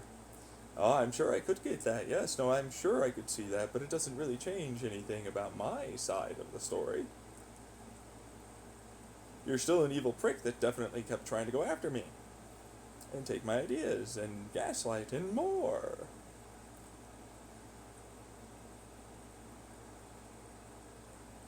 Maybe there would be some goody two shoes out there that might try and help. Oh, wait, they'd be up against a massive amount of people that'd be watching every single type of person. But no. I mean, wouldn't there be another conspiracy trying to go after and blah, blah, blah, war now suddenly happened? A civil war. Ooh, there's a civil war behind the scenes happening, just like the war of the computer security agency has to deal with China and Russia and others making posts and denying internet services in our country. No way, they don't have that going on, and it's not in any way seen as relevant to the public, and so therefore to not worry them or really make it so that way they become far more aware of how easy it is to spy and do all these terrible things to influence them, seemingly, and how gullible or manipulatable they might or may not be, comes out to the general public's conscious awareness. Therefore, not easy prey, right?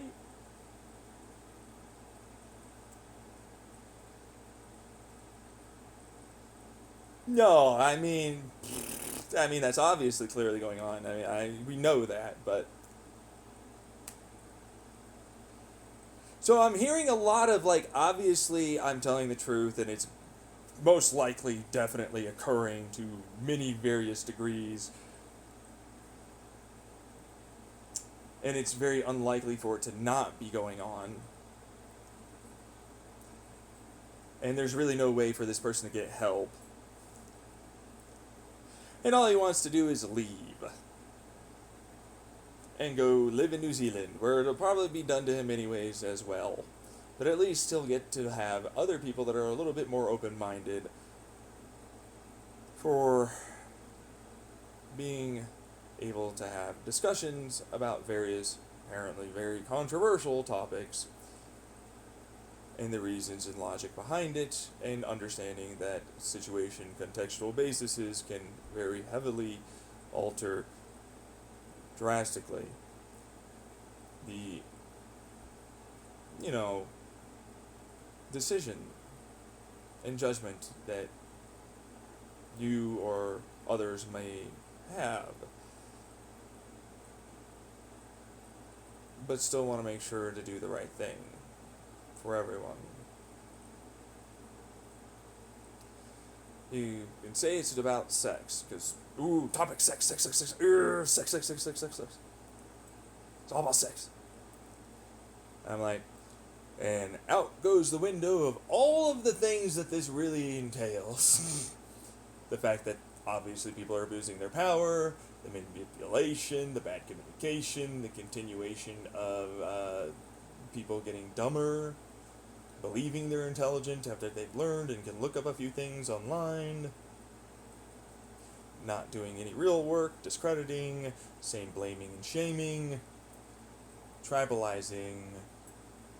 This goes on and on and on and on and on. It just keeps going on and on. It just fucking never seems to end. But sex.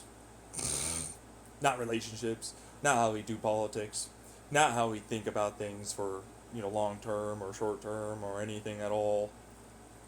Not how we ultimately talk to each other, validate each other, come together and make decisions. No. It's just about the sex. No. That's all it was. There was no way an insane person would have to believe it was anything other than that. That would make it so that way he wanted to go over there and simply not have to be where a lot of people are like that.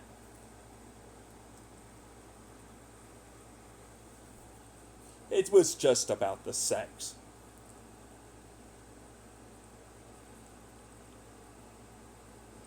Sure. Although that's still part of that. You know what I mean? Like, if you can finally actually have a reasonable, objective conversation about some of the more supremely, apparently dark, taboo topics, which are not, of having someone understand their feelings and desires and urges, wants and needs, communicate them effectively, be aware and okay with the risks. Wait, wouldn't that go to like all the things I said it wasn't about and it's just about sex? So anyways, we're going to talk about the fact that being open-minded did not immediately discount and discredit someone. I'll defend your right to say it. Actually, you should really probably allow for that and still have that conversation as to why you might be incorrect in your perspective and viewpoint on some of these topics, which is effectively what I'm trying to get you to do with me, instead of the Nazi thing that you want to try and attribute that to, which still ultimately would help many of them feel a little less terrified and maybe change their mind and opinion. Because they're terrible, and these are the only people that will accept me, and all the rest of it. For not changing and having real incentive to not change. Terrible past, and I can never get better, and you're terrible forever in the eyes of these entire societies. Having thought things and fallen into certain crowds and made mistakes. Oh wait, isn't it society's job to help you not, like, ultimately see or view things incorrectly? Isn't it their fault that they had you go into that situation? Yeah.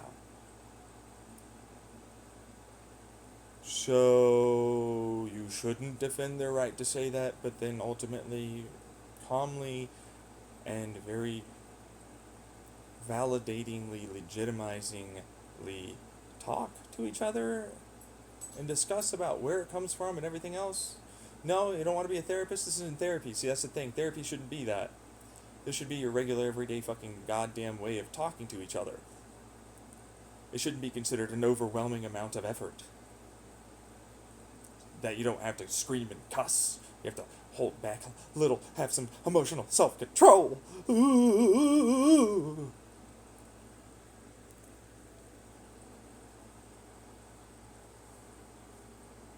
No, I don't want to. I'm an immature fucking adult who has money coming in and therefore is totally legitimate in everything that they act like.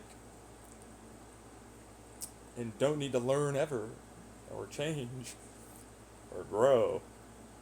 Oh wait, that's not just America. Holy shitola.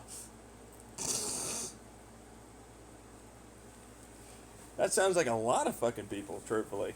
In many countries. There's some positive and negatives. I could say the same thing about adult relationships. There's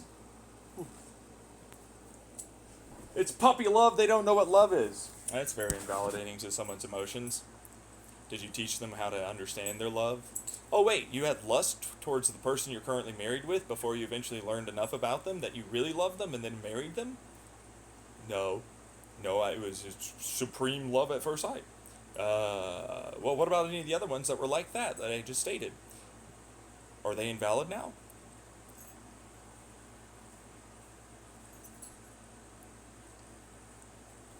You fucker indeed. What? No. No way. He couldn't possibly be basically stating all the reasons why you're incorrect in your beliefs and challenging you to grow, which is obviously something you're going to be defensive about. Here's the discredit. You're a pedophile! I like adults just as much. In fact, more often, but sure. Let's discredit that part. It's only just so you can get kids. That's the only reason why. Wow. Hey, did you ever get with this woman so that you could fuck her? And then fuck her fucking goddamn sister? Aren't you in a poly relationship? Because you did that?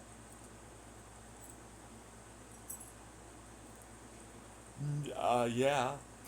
Oh, no way! So, it can happen and not be abusive with the goal of that in mind. What about you? Well, no, it's mostly not that. I mean, I see the validity of actually having to raise a child and not having it always be about one thing with sex or, kink or whatever. It's a pretty fucking goddamn, like, monumental task, and it's hard. And there's a lot of great moments, but there are a lot of bad moments. And you can raise children in many different ways that are all very valid. And you can try your best, and that's really what you've got.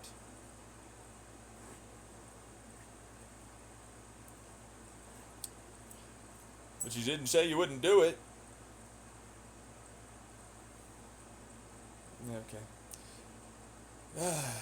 Alright, let me bring this in real fast.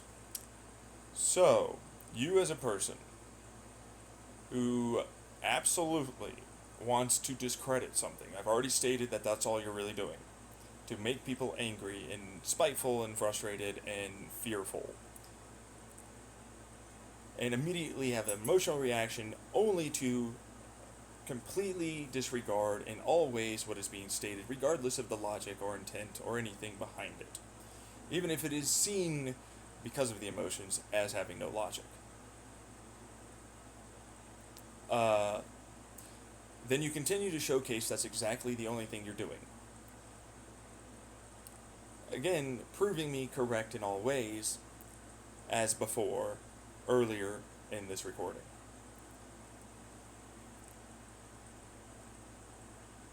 And then you have people on your side who are suddenly noticing exactly that occurring. And now they're going to go, you're invalidating, and clearly you're only showcasing therapy language that only happens to help you. I don't want to do any of this work at all. You'll have to showcase me to me in all ways of survivorship bias, inaccuracies, certain perspectives only being allowed to be written down, and the longitudinal and more studies, which, while some do exist, because they're not this one or this way or whatever, you'll ultimately state that it's just not valid at all. Oh wait, but yours, which are even worse than some of those, are the only valid ones. So there's no way to actually talk to you because you're basically the equivalent of a QAnon anti-vax conspiratorial person. Because you're so emotional, you can't actually have this conversation.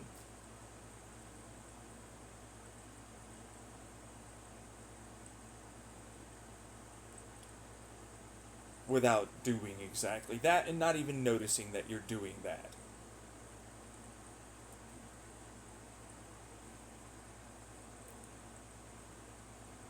So I have to go through and try and convince you, manipulate you, do all this fucking work that is pretty damn near impossible for me to do. That you expect me to do for you. That you're fully well aware that that's the case. To be manipulated and persuaded into a given idea. Because it is seen, like I said earlier in the recording, as the only legitimate way of coming about a conclusion from manipulative, smart, seemingly intelligent people.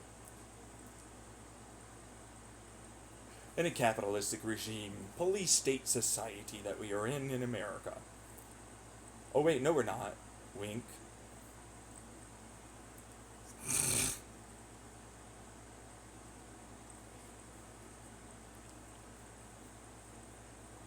So you know that you wouldn't need that for your beliefs to be viewed as acceptable because you didn't even do that for your current, right now, having the thought process and belief of these things.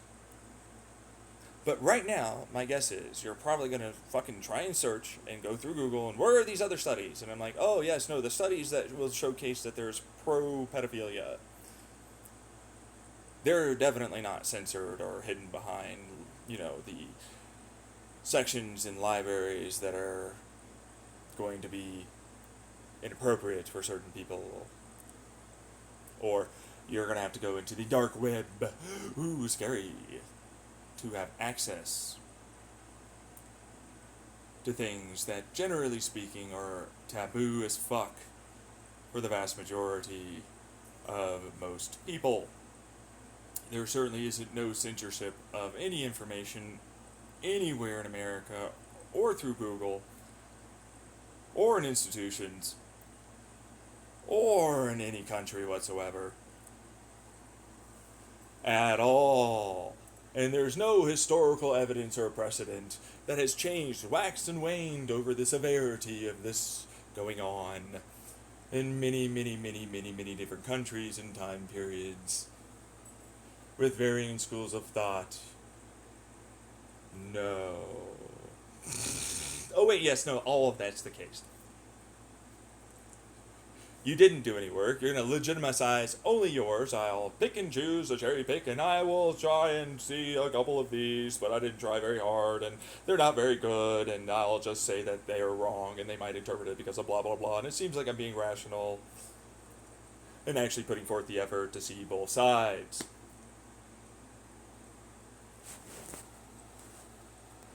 And if you were doing exactly that, what do you know? You are literally the vast majority of Redditors and 4chaners and Facebookers and more that seem to have a stick up their ass thinking that they are smarter and more intelligent than most.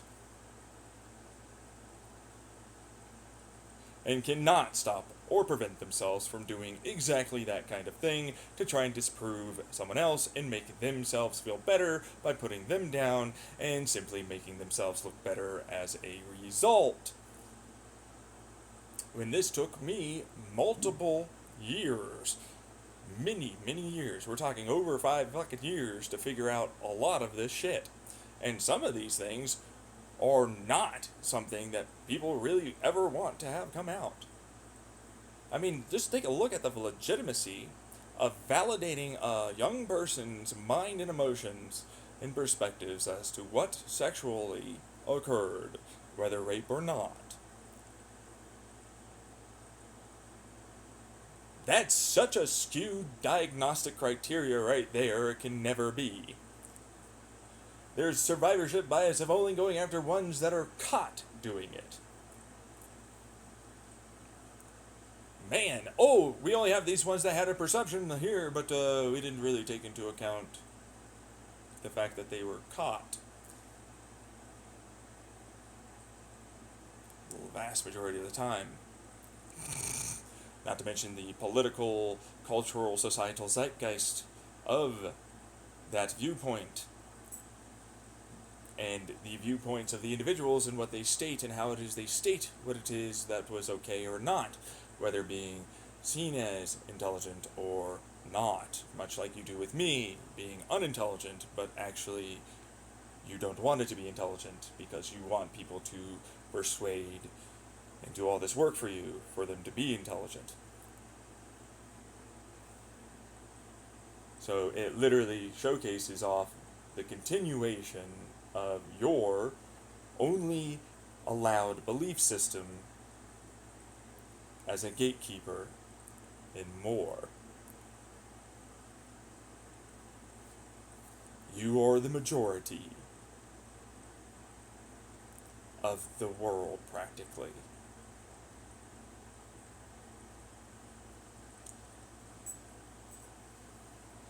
You are, unfortunately, someone that I would not be able to have this conversation with without you continuously changing your mind or opinion or ultimately trying to only have this be said and never endingly go after every fucking amount of everything.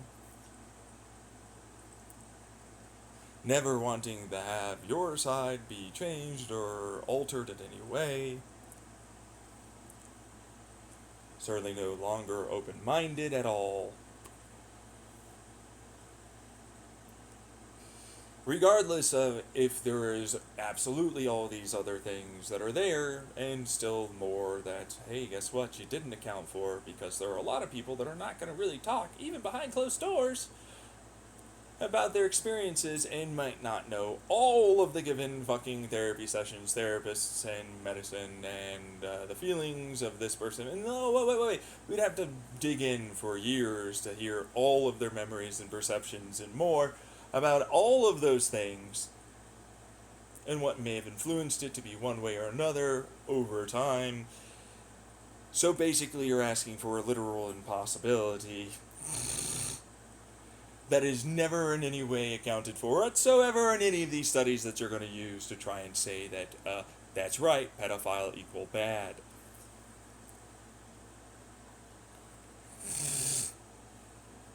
We're laughing. I'm not. I'm not. You might be laughing. I'm not.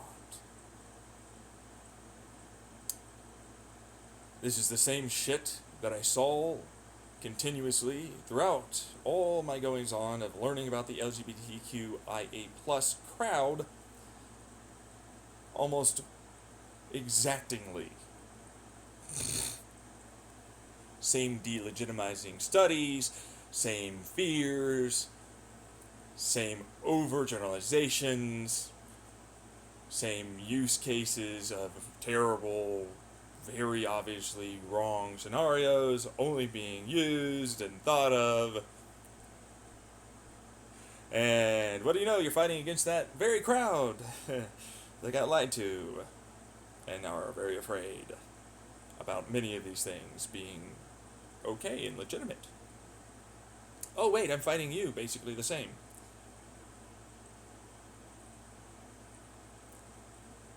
Oh wait, you're comparing us to that. Oh, but you can't say that it's even remotely kind of somewhat similar or analogous in any way to how it is that you are absolutely treating these individuals or any other individuals you don't like the same way.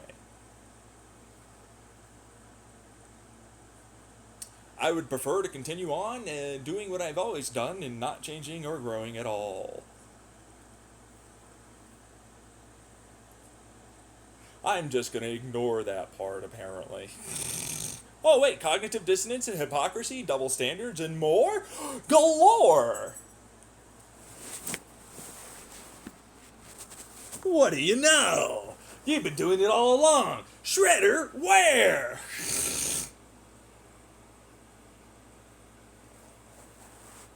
There's no way. Oh, wait, yes, no, that's exactly what's going on. Yeah, okay. We get the whole fucking meme, but do you? Do you really understand every single one of you that is doing that is the very real reason why all the problems are currently going on in your society? That is literally most, if not all, of your problems and why things can't progress or get better.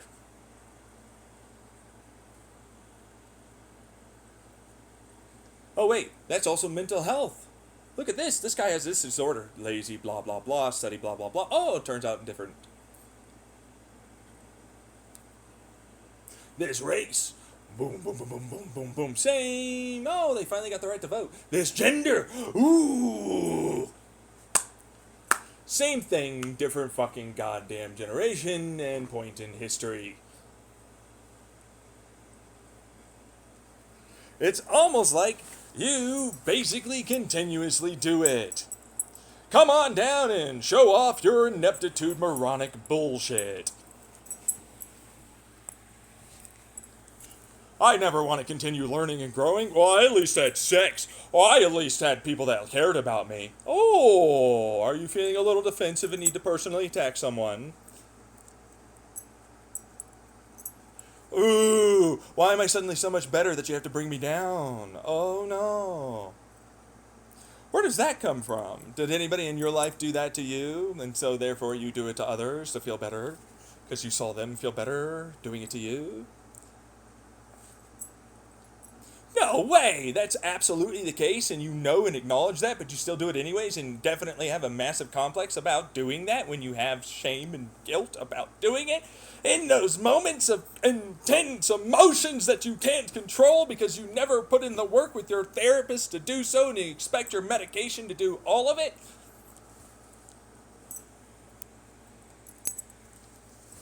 No way! Shredder, where? Shit! Whoa! Ahead of the curve constantly, it seems like. It's almost like I constantly have to fucking hear this shit all day, and I never-endingly see it all the time, and I debate never-endingly constantly. I can never get away from it. And this is my every fucking waking moment while I'm already getting traumatized constantly by this still continuing to happen to me, and I have no fucking way out. And yet I'm better and more well adjusted than you on most things, it seems like. Oh, but I can still work a job. No. I'm going to be petty and say you can because you have these beliefs and you have these thought processes, and I am not as bad as you think I am. I shall now go after you. Okay, wait, yeah, no, I was thinking that. Okay. Huh. So you are a petty, spiteful, vengeful little prickazoid that should not in any way have any say and or authority or control over others, and you need to be quarantined so you can't harm anyone until after you've done enough work on yourself to finally come back into society. Ooh. It's like you're the exact same person that you're fighting against. No way! You were both two shredders pointing at each other all along! Holy shit! To be fair, though, I agree with more what's on your side than their side. So, for what it's worth, this just doesn't change my viewpoint or perspective in any way, shape, or form on you. It doesn't change that you're going to continue perpetuating the abusive society and cycle. It doesn't change that you'll justify and rationalize any amount of petty-ass behavior to others as being acceptable, because everybody kind of seems to do it. You'll think that you have a higher moral or ethical or philosophical standing than others, and you definitely don't. You believe that you're more intelligent than you are, and you are not in the slightest. And you'll go after me because you'll perceive me to having been believing and or thinking that, and truthfully it wouldn't be wrong, but you would hate it because you would, in some form or fashion or another, think that it's true and your ego can't handle it. Especially when we're talking about getting me help against a possibility of these individuals definitely doing this, and you basically turned into exactly one of them, even though you said that you would be like, no, I'll help. No way! So you're not better. And I am more intelligent than most, but I don't even know how much more, it seems like, is often the case. Because I'll talk to one person or another, and then I'll realize, holy shit, nobody knows what I'm saying, and they're just going along with it because it seems right or logical. Even PhDs and other fucking goddamn smart people. Which has me really feeling weird at times. Because I was like, well, I'm looking to learn. And it turns out, well, while I am, it's different than what I thought it would be. And then I realized it's like, oh, that's like a normal thing. People listen to each other and like value each other's thoughts and perspectives and try and learn from each other and don't try and pit themselves above one another and just want to grow and, get better.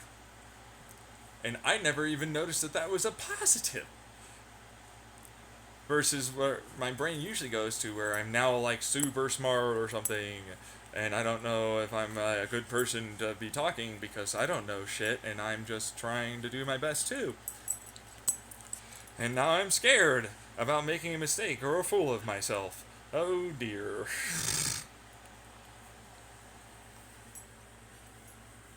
Versus, because I'm so smart and intelligent, I'm bored or something. But in reality, it's really more just anxiety over being possibly wrong and causing people some misfortune or, lost time. And I'm terrified of that, and my mind immediately goes to, I am now suddenly very, very bored, and I'm gonna just sort of pretend I'm definitely not freaking out and somewhat disassociating from what's happening around me. As my dog tries to bite my arm while I'm recording all this. Phaser, no, please. Come on. Again, it's still always the same thing. This is what my genuine day-to-day life is. It's not getting better. I'm gonna have to take a long time to get better. I can't work. I need help. There's nowhere I can turn to for help. There's no medication that's gonna change the very reasons why it is that I have the problems I do. It's not borderline. It's not schizoaffective.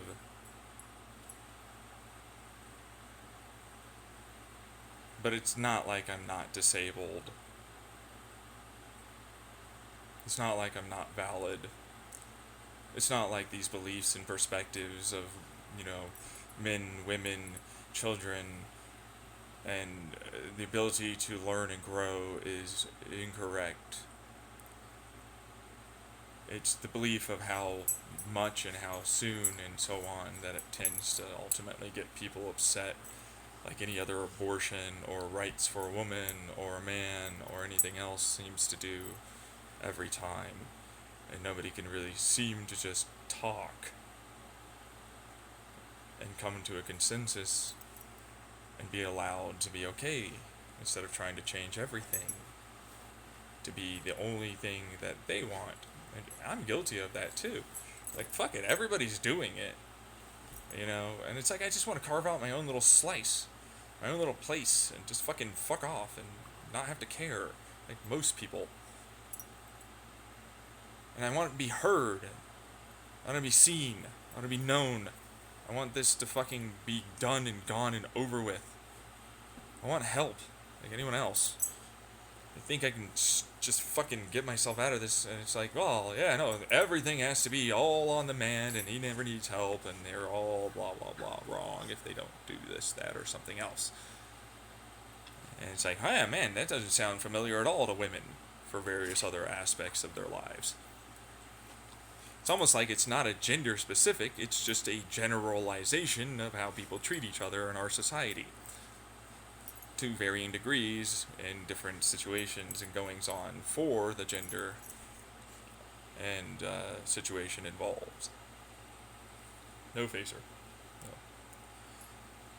Anyways. Just under 4 hours. Nice! Bye!